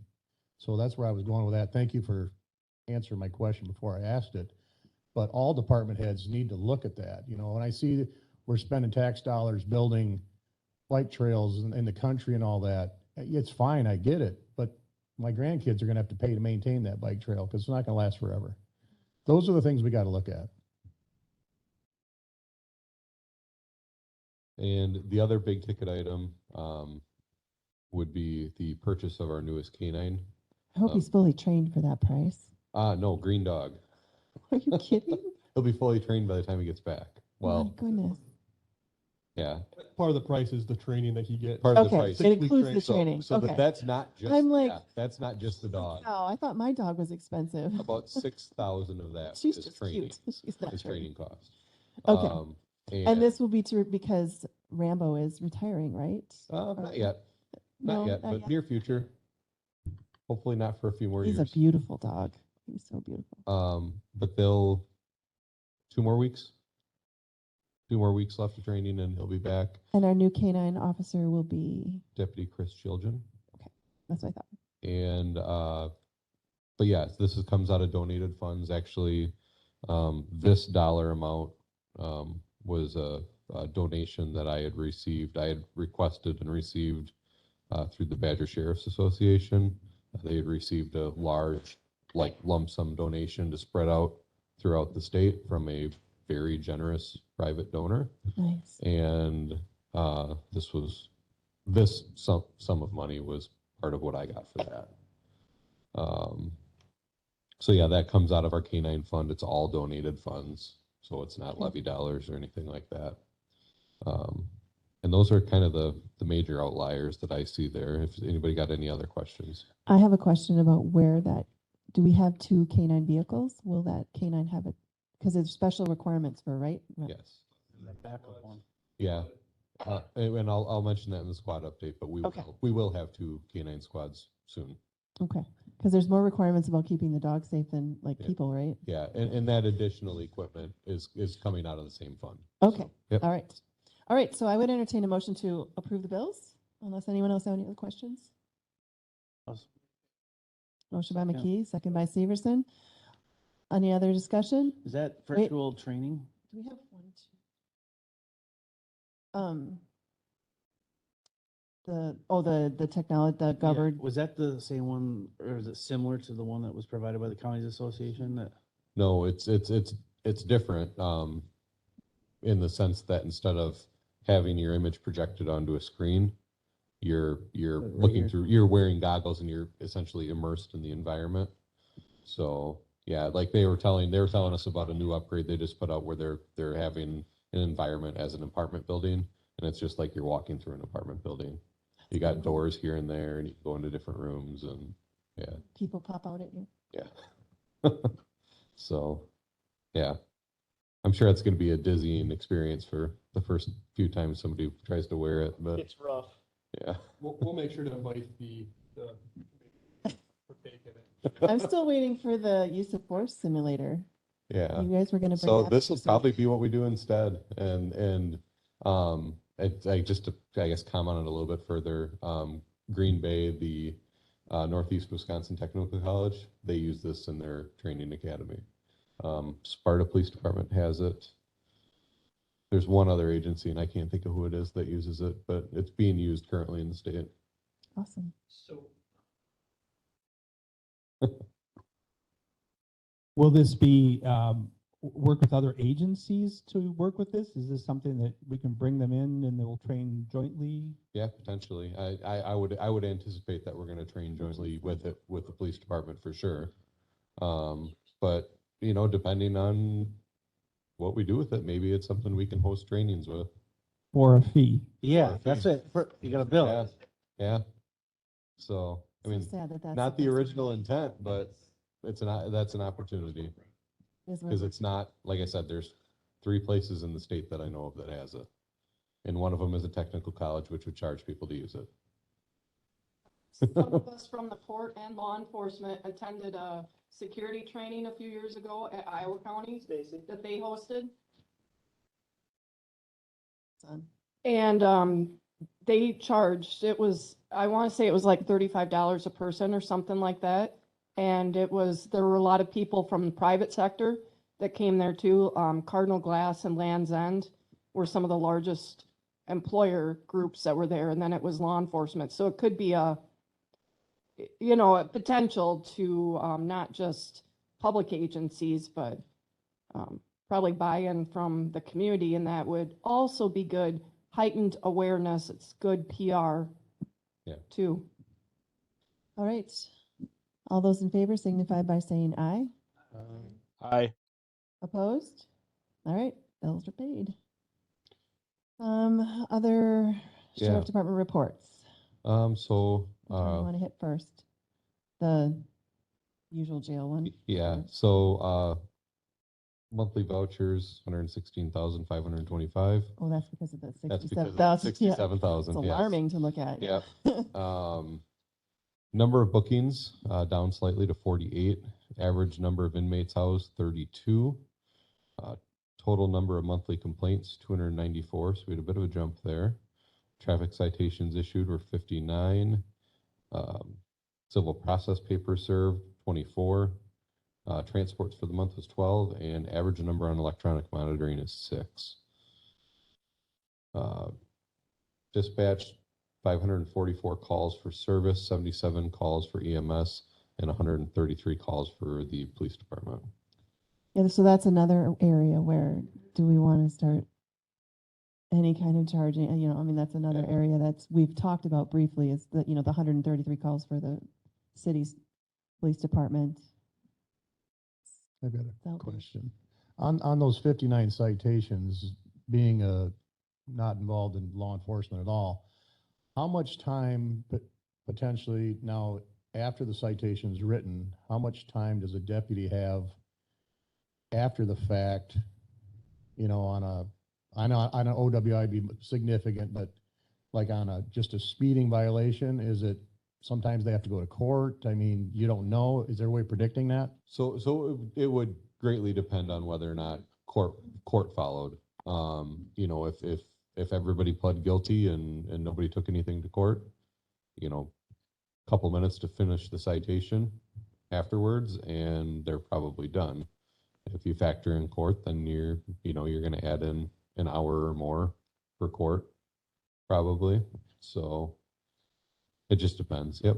And then of course, like you hit on it, an OWI is going to take, depending on how that goes, an hour to a couple hours to process. So, yeah. I guess one other thing, kind of a lighter note for today. Wednesday, myself and Deputy Jake Rupp now went to the Wisconsin County Mutual Alert Challenge in Sauk County. Sauk County hosted it at their range this year. And Jake took second place. A lot of money involved in that. So, yeah, so he then won $8,000 for our department by winning that. And my hope is we can find some equipment needs that we can use that money on. Would be ideal. But we'll discuss that at another meeting probably. Yeah, I saw that announcement. I was like, wow, that's some pretty good awards for that second, huh? Yeah, he got second place, and it was an impressive performance. It was. So it's a shooting competition, but it's like kind of beyond that. You know, the first phase of it was, in a sense, shooting but decision making. So they had. They used balloons, but they had two different color balloons, and they used the different colors to signify whether that was a threat or not a threat. So they had to run through a course, and there was 25 threats, and then probably almost as many balloons that were non-threat. And so they had to run through the course, and it's timed.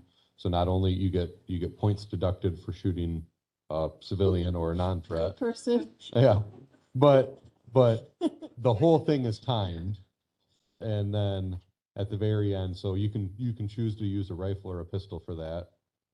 Most people, including Jake, used a rifle for that. And then the very end portion of phase one, they had a steel plate rack, and it was from 15 yards with a handgun, how quick you can knock the plates down to end your timer, basically. And so he did that. He ran that course in 1:22 seconds. And did he hit any of the wrong color balloons? He did not hit any of the blue balloons. Good to know. And like I said, it was an impressive performance. He was working that rifle fast. So Wow.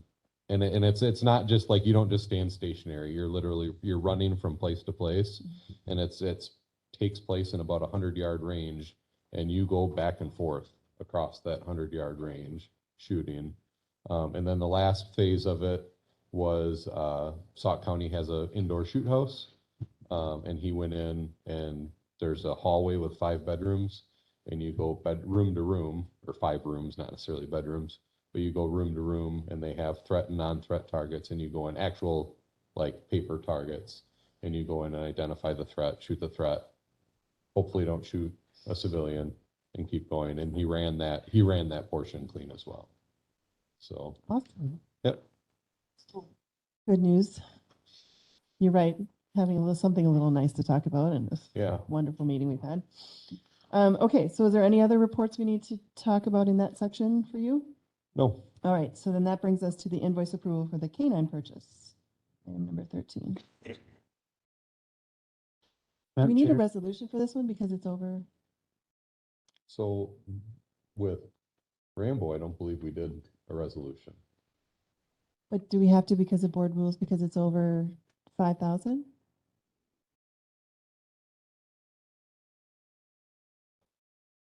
If you approve it, I'll get a resolution for the next meeting. If you don't approve it, I don't know. If it's a We're gonna do. donation? Dog's on its way. I don't know. I don't know the rules.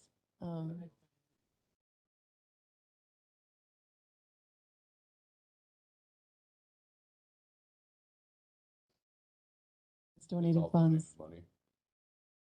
Why don't we make the motion that to accept a donation, well, no, to pay the invoice, but also approve a resolution to that effect, and then if we don't need it, you don't need to send it anywhere. Okay. We can confirm that with. So if someone would like to make a motion to approve the purchase with the donated funds in a resolution form if needed, I would, all right, motion by Frank, second by Renish. That made sense, right? Like, so if you need a resolution, we've approved it. So just, I guess, talk with Clint and make sure, just that way we have all our ducks in a row. All right, any discussion on that? All those in favor signify by saying aye. Aye. Aye. Up. Finish. I always have to stop and think. All right, it's approved. Madam Chair, Yep. I just want to recognize that Deputy Rep now is online too. Oh, congratulations, Deputy Rep now. That was pretty impressive.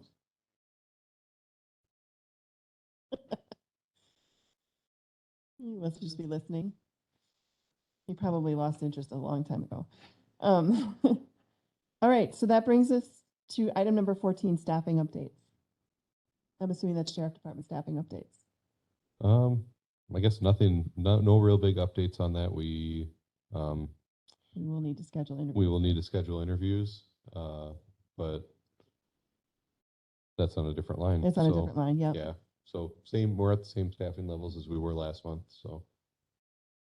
So the one open position we have is for the deputy vet. So I guess, no, we're not at the same because we had the retirement of Deputy Ken Moe. So we're one Right. down, one patrol and one jail currently. And, okay, so, well, why don't we'll get to the discussion to set up jailer dispatcher interview. So we're not hiring We- someone to replace deputy? We still have somebody on a list that looks like a good candidate for patrol. Okay, that we already interviewed. Yeah, that we've already Correct. interviewed. Okay, Yep. so we're good to go. All right, so item number 15, approval and discussion of ACH mental health fees and hours.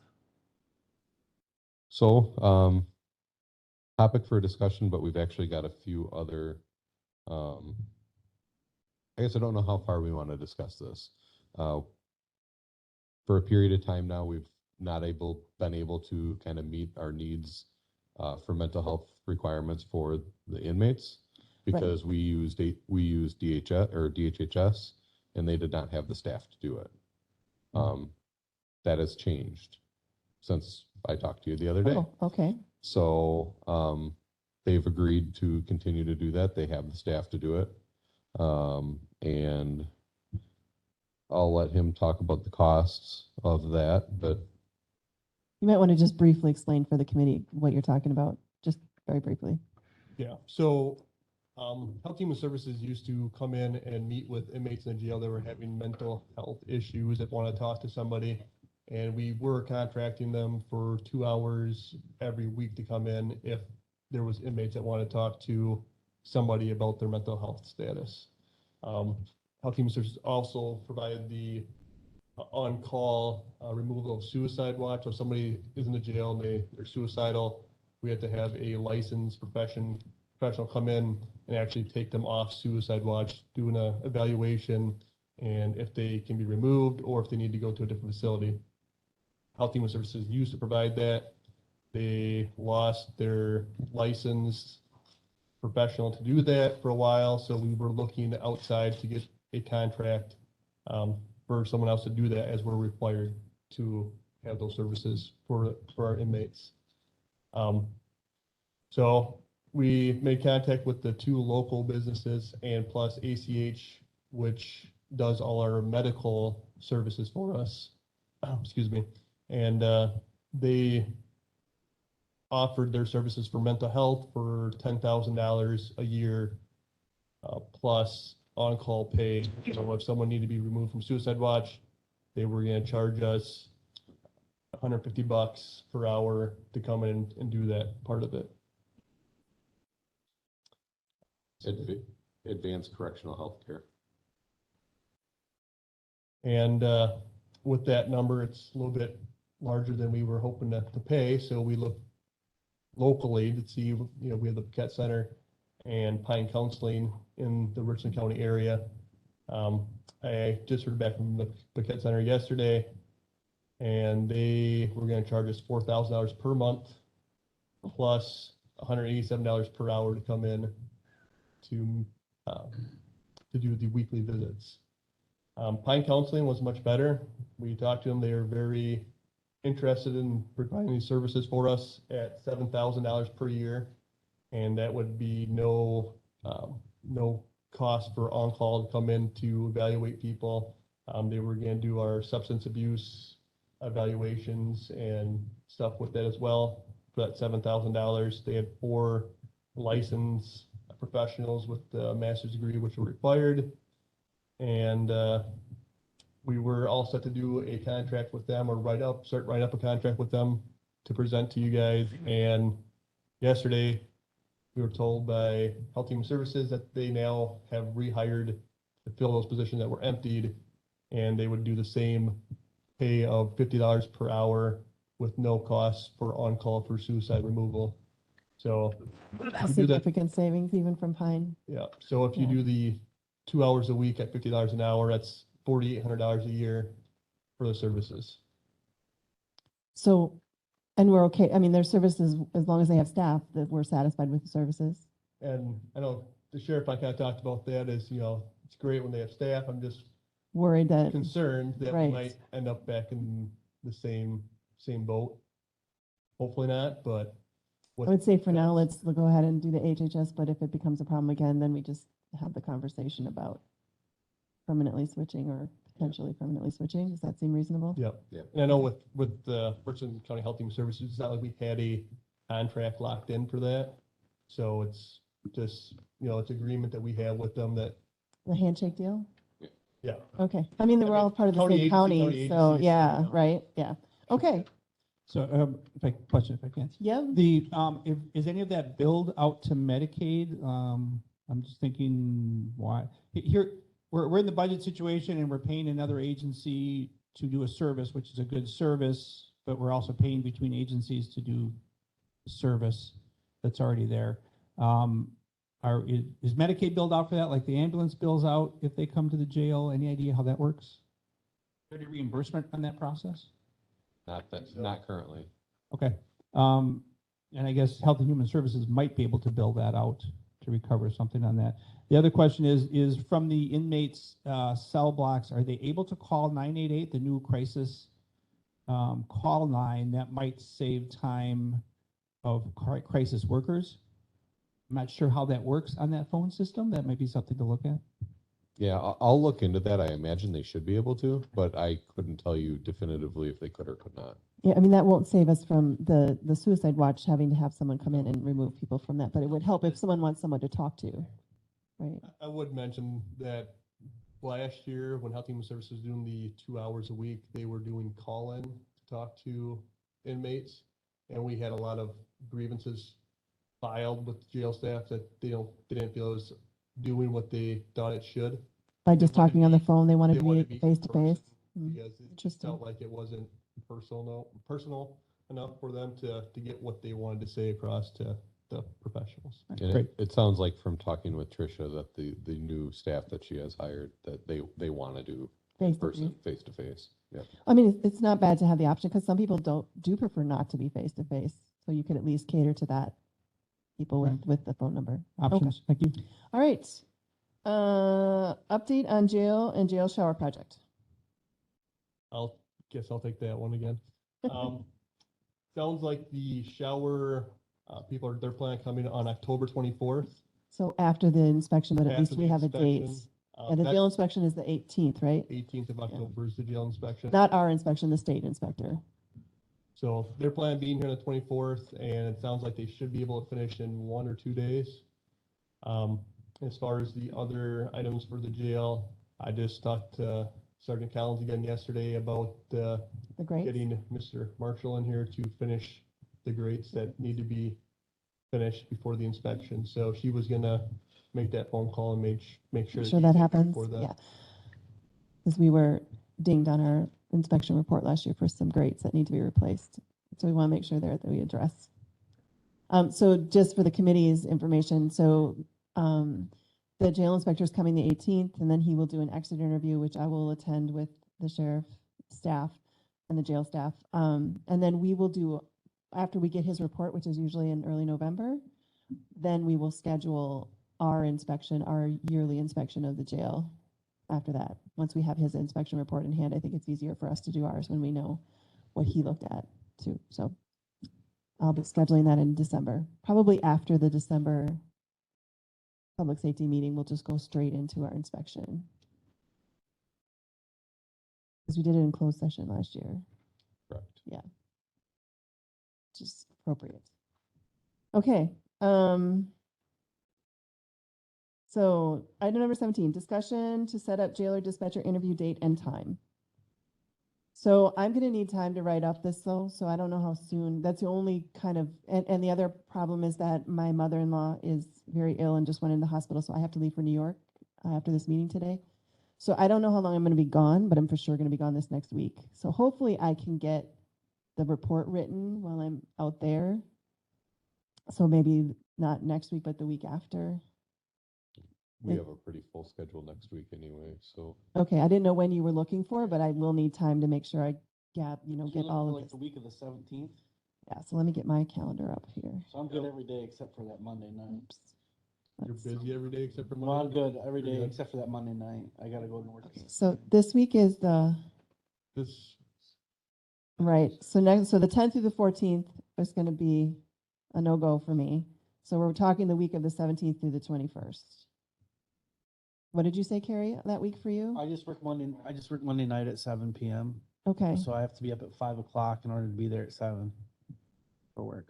But otherwise, I'm open the rest of the week and even into the following week. okay, so we have 4 candidates to interview for the next round of interviews for the GL's dispatch position.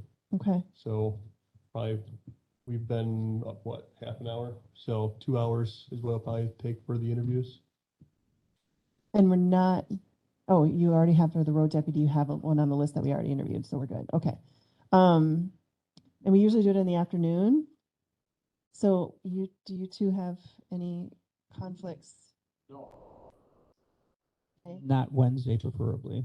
Okay. Yeah, I have something in the morning on Wednesday that'll probably have to be in Stevens Point, so Wednesday would be bad for me too. But Friday, I guess I'm gonna be leaving for that same area, like Wausau-ish. okay, South so How about Tuesday?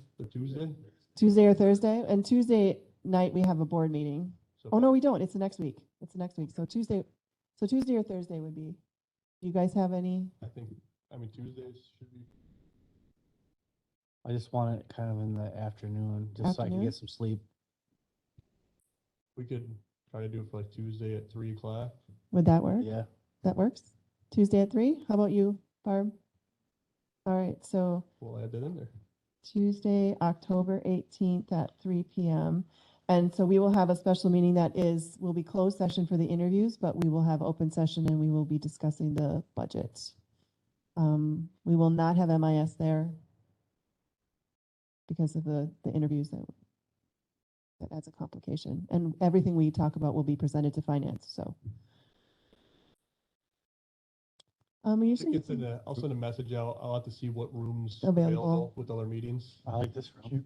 Can We we, prefer to do this room, but if nothing else, it'll probably have to be downstairs. If this room doesn't work. Yeah. But what else would be on a Tuesday at 3? Wouldn't think. can we add on to the agenda, the resolution for the 911? Oh, the 911? Yeah, then it could go to finance. Yes, Exactly. Yeah. Get it? yes.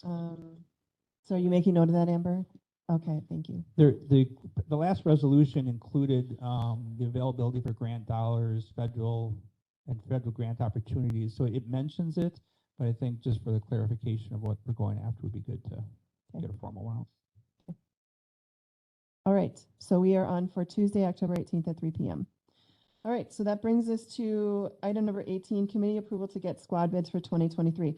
Now, we haven't actually approved the borrowing. I mean, we did the first step of the borrowing, but we can still get bids, and if it were Yeah. for some reason not I just, happen. yeah, you guys just haven't given me the official number, but 3 was what it was looking like, but I don't know that what we asked for is gonna cover 3 anymore with So, what do you- squad prices have done this year. right.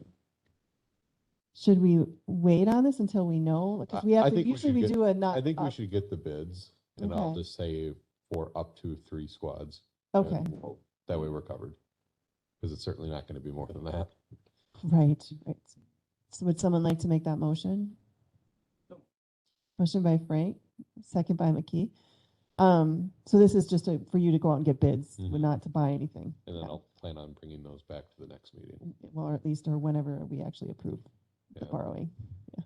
Okay, all those in favor signify by saying aye. Aye. Opposed? All right, go ahead and get your bids. All right, resolution to recognize the retirement of Deputy Ken Moe. The only correction I would have is at the bottom, it says Law Enforcement Judiciary Committee, and it should say Public Safety Committee. I will fix that. Yeah, I move for approval. all right. Any other discussion? All those in favor signify by saying aye. Aye. Aye. Opposed? All right. And he's officially been retired, right? Like, Mhm. yeah. Yep, yeah. Enjoying his retirement. Do you think he's coming back as a casual later? Can't talk about that yet. Yeah, right. He has not mentioned it. Officially, yeah. Yes. All right, so that brings us to resolution to approve DOJ grant spending. I think we talked about the spending. We didn't talk about the grant or the resolution. So I'm not quite sure if I'm set on the wording of this, but I needed something prepared for the meeting, so I did. Yeah, let's see. Oh yeah, It- DOJ grant, item 20. With the number that we had approved with Clint the other day, it actually goes slightly over what we have remaining for funds. I think it was by like $7,000 or $8,000. So you need Oh. to fix the numbers in this, or? Well, no, Clint said, go for it, but we need, what I figured we would do is we would pay for, there's 2 things that I don't know yet. I don't know, what fund this is gonna come out of until we get reimbursed, or if we have the money sitting in a fund currently. Right, I mean, I was noticing in your budget that you had quite a bit of money left in your computer maintenance and upgrade line. That's, You had $12,134 still left in that account. but there are some Coming down the maintenance pike. contracts that'll be Oh, earmarked for. okay. All right, But what I figured is if we split the remainder, the $8,000 between, computer maintenance and new new equipment, equipment, because there's we would also be safe. 13,000 in the new equipment line. yep, we would be safe there. Okay, So that's the way, I don't know if that's the right way to word it. It was just the way I worded it to get the point across. I'll probably work with Corporation Counsel and on, Clint to get it all worded the way. Yeah. But essentially, these numbers are what we're asking for as those far are as the the numbers we're equipment. asking for. Okay, Yep, and we threw the door installation, the hardware, the ADA hardware and all that stuff on this just because, well, it's the courthouse, it's the criminal justice center. And we figured we'd just address it all in one okay. resolution. Now, I think you should also, though, you're going to need language, if this exceeds the amount in the grant, you should include whatever language of narrow down where the additional funds would come from and make sure the language is in the resolution. Yeah. Okay, because otherwise people will ask. And I'm not buying 15 new body worn cameras, so I need to fix that as well. I already bought Okay. those. I thought so, but I was like, okay, I mean, I can't always remember. Okay, so does anyone have any questions other than the resolution is going to be reworded appropriately as discussed? When will we see that new resolution at county board the first time? Okay. Yep. I can send it out to you beforehand too, but yeah. All right, so did I have a motion yet? No, right? I need a motion to approve the resolution, I move to approve the resolution with the updated, additional comments. yes. A second by McKee. Any other discussion? All those in favor signify by saying aye. Aye. Opposed? All right, you have the resolution. Actually, I'm gonna quickly, I just wanna, I did go over thank you for sending the September's budget. And I just want to point out to the committee, I don't know if you guys had a chance to look at it, but, you know, I was looking at where they're at. And so we are 75% of the way through the year. And they, you know, the sheriff's administration is at 72%. The sheriff's department general is at 72%. The jail is at 67%. Is this jail? No, this is police radio, is at 67%. And then the jail is at 67%. So there are lines that have gone over, overtime being the big one. Did you increase your overtime lines at all you left them the same in 2023 and beyond?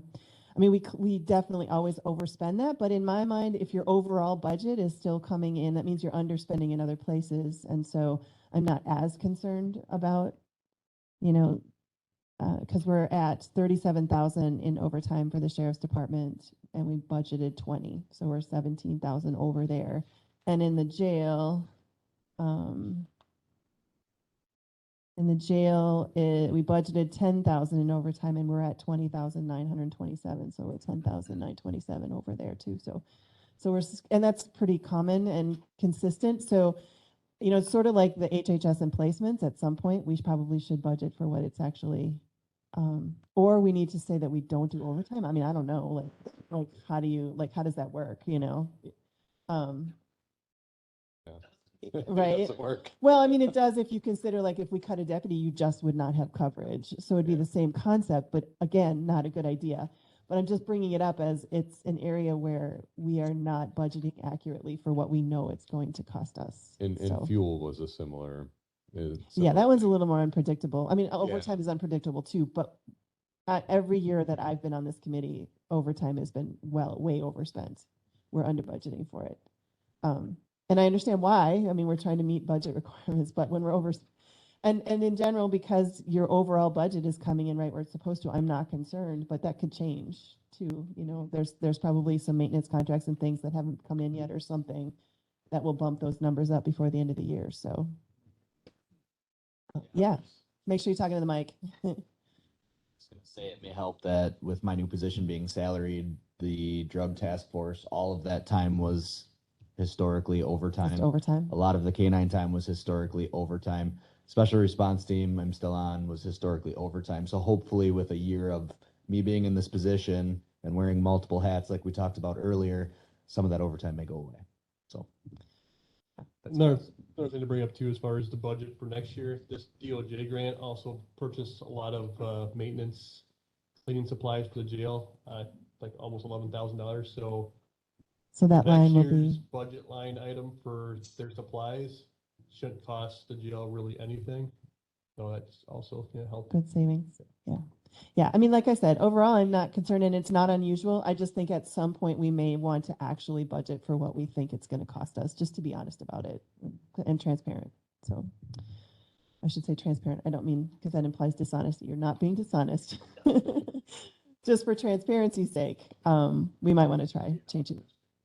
Right? Well, yeah, there's always that chance that we won't need overtime. It hasn't happened since I've been. No. Okay, so back to the agenda. And now I lost my agenda. It's here somewhere. All right.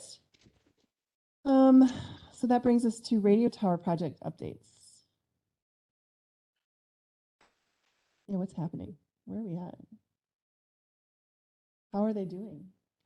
I haven't heard much for updates recently. That would probably be more Barb? a Barb question. For Barb, that would be. Yeah, I haven't heard anything. The last I heard is that the dispatch consoles were ordered and that we would I thought they were. I heard they were in. Actually, possibly be seeing them already this year. So no, that's him over there. I did hear that they were in and that they were. Yeah, I think by March we're hoping to have them online. Right? Wasn't that the last? Here, they were hoping to have. I think they're hoping to have them online this Are year. they yet? We're gonna do that funky, working off of two different councils to For a little control the while. jail on one and Until the radios lock on the other. thing Yeah, happens. Has there been a kickoff meeting for the project yet? not yet. So, okay, that's, I'll follow through on that. Yeah. Not that I've been invited to. then I would hope you would be invited to it. Yeah. Yeah, I think, I'd be curious when the kickoff meeting is, because that's. With the what time- vendor and. Yeah, with just everyone, giving because a timeline. that'll be the timetable, that'd be the All right, consultant. I'll follow through on that and we set can that. perhaps talk about that at the next meeting as well. next short Yeah, meeting? With the interviews, at that meeting? maybe. We'll see. I mean, I can at least give an update, Okay, that's fine. Yeah. potentially. I'll let you know. Yeah. Well, I mean, I think we can talk about it in depth at the November meeting, but, okay. Anything else on radio tower? Then we'll move to mapping radio systems and squad updates.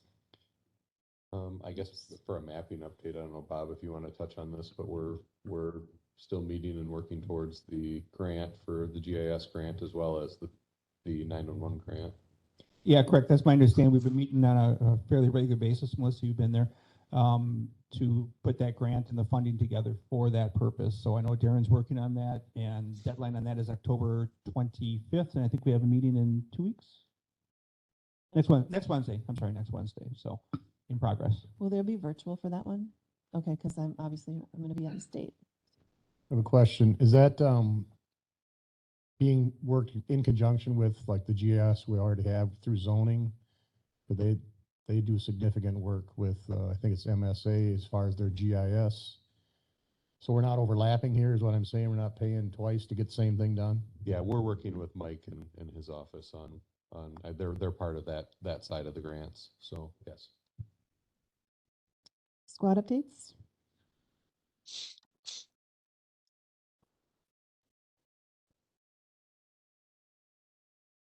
I turn on again. The new K9 squad is down at Gen Com and is supposed to be ready to be picked up on Monday. So we have one squad out in the lot, the other new squad that we will take down, and that one will be then being set up, and we'll bring the new squad home. As far Which as one did you decide to make into the K9? It's not on the list yet. Oh, as far as which one are we replacing? Yeah, Squad. I would just, you're doing a lower mileage So one. we're replacing squad 5, which is listed as The backup. backup K9 right now. We're replacing that with the new K9. So it's one of the new cars we just bought. Okay, that's what I It's, wanted to it's know. being built for a K9 car. Okay. Yep. yeah, so the old squad 5 will be replaced, and squad 11, which is on the list as a backup squad, will be replaced with the 2 new squads that are going to be getting built right now.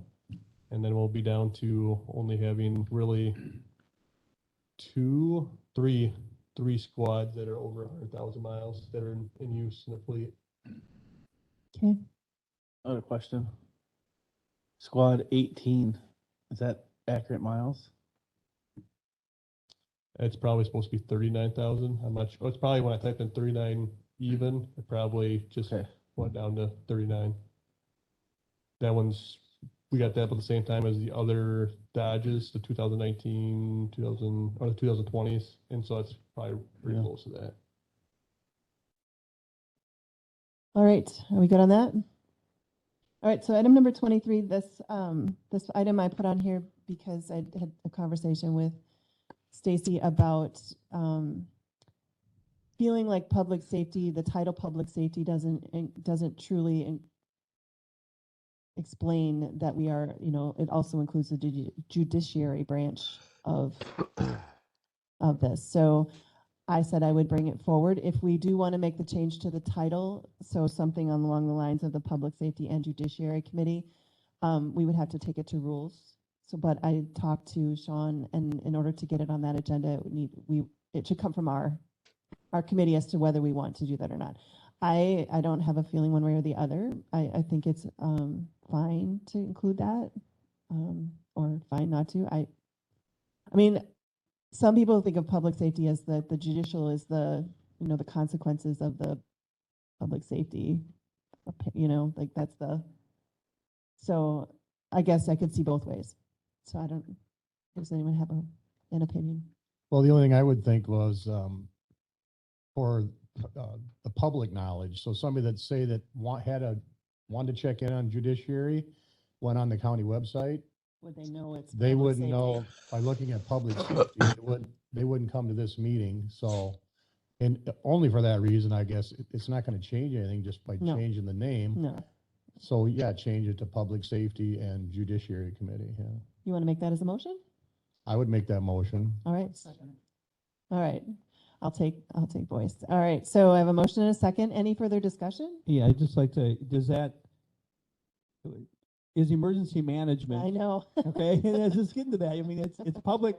Well, it is, but as you just mentioned, is the public going to know if they have an emergency management question because of flooding or remediation, that they come to public safety? a I mean, little- where do we? I think that one's a little bit clearer than. Okay, than just want to make sure we're judiciary. covering everybody's. Yeah, I mean, we could have a really long title if we were gonna, but I think this incorporates, do you feel like public safety is kind of your? Yeah, you think you could go either way, right? Yeah, you could, It's not his fault. and I gotta use the mic. Yeah, it doesn't matter to me. I just have to have a standing home committee Right, that, by statute, Yeah, yeah. yep. Yeah. Okay. All right, so I have a motion and a second. Any further discussion? All those in favor signify by saying aye. Aye. Aye. Opposed? All right, so I'll send it to rules. You don't have to worry about it. I'll forward it on. Okay, so that brings us to future agenda items. Goodness gracious. Do we have anything else we need to be talking about after a 3-hour meeting? Okay, that would bring us to adjourn. So we will be adjourning to Tuesday, October 18th at 3 p.m.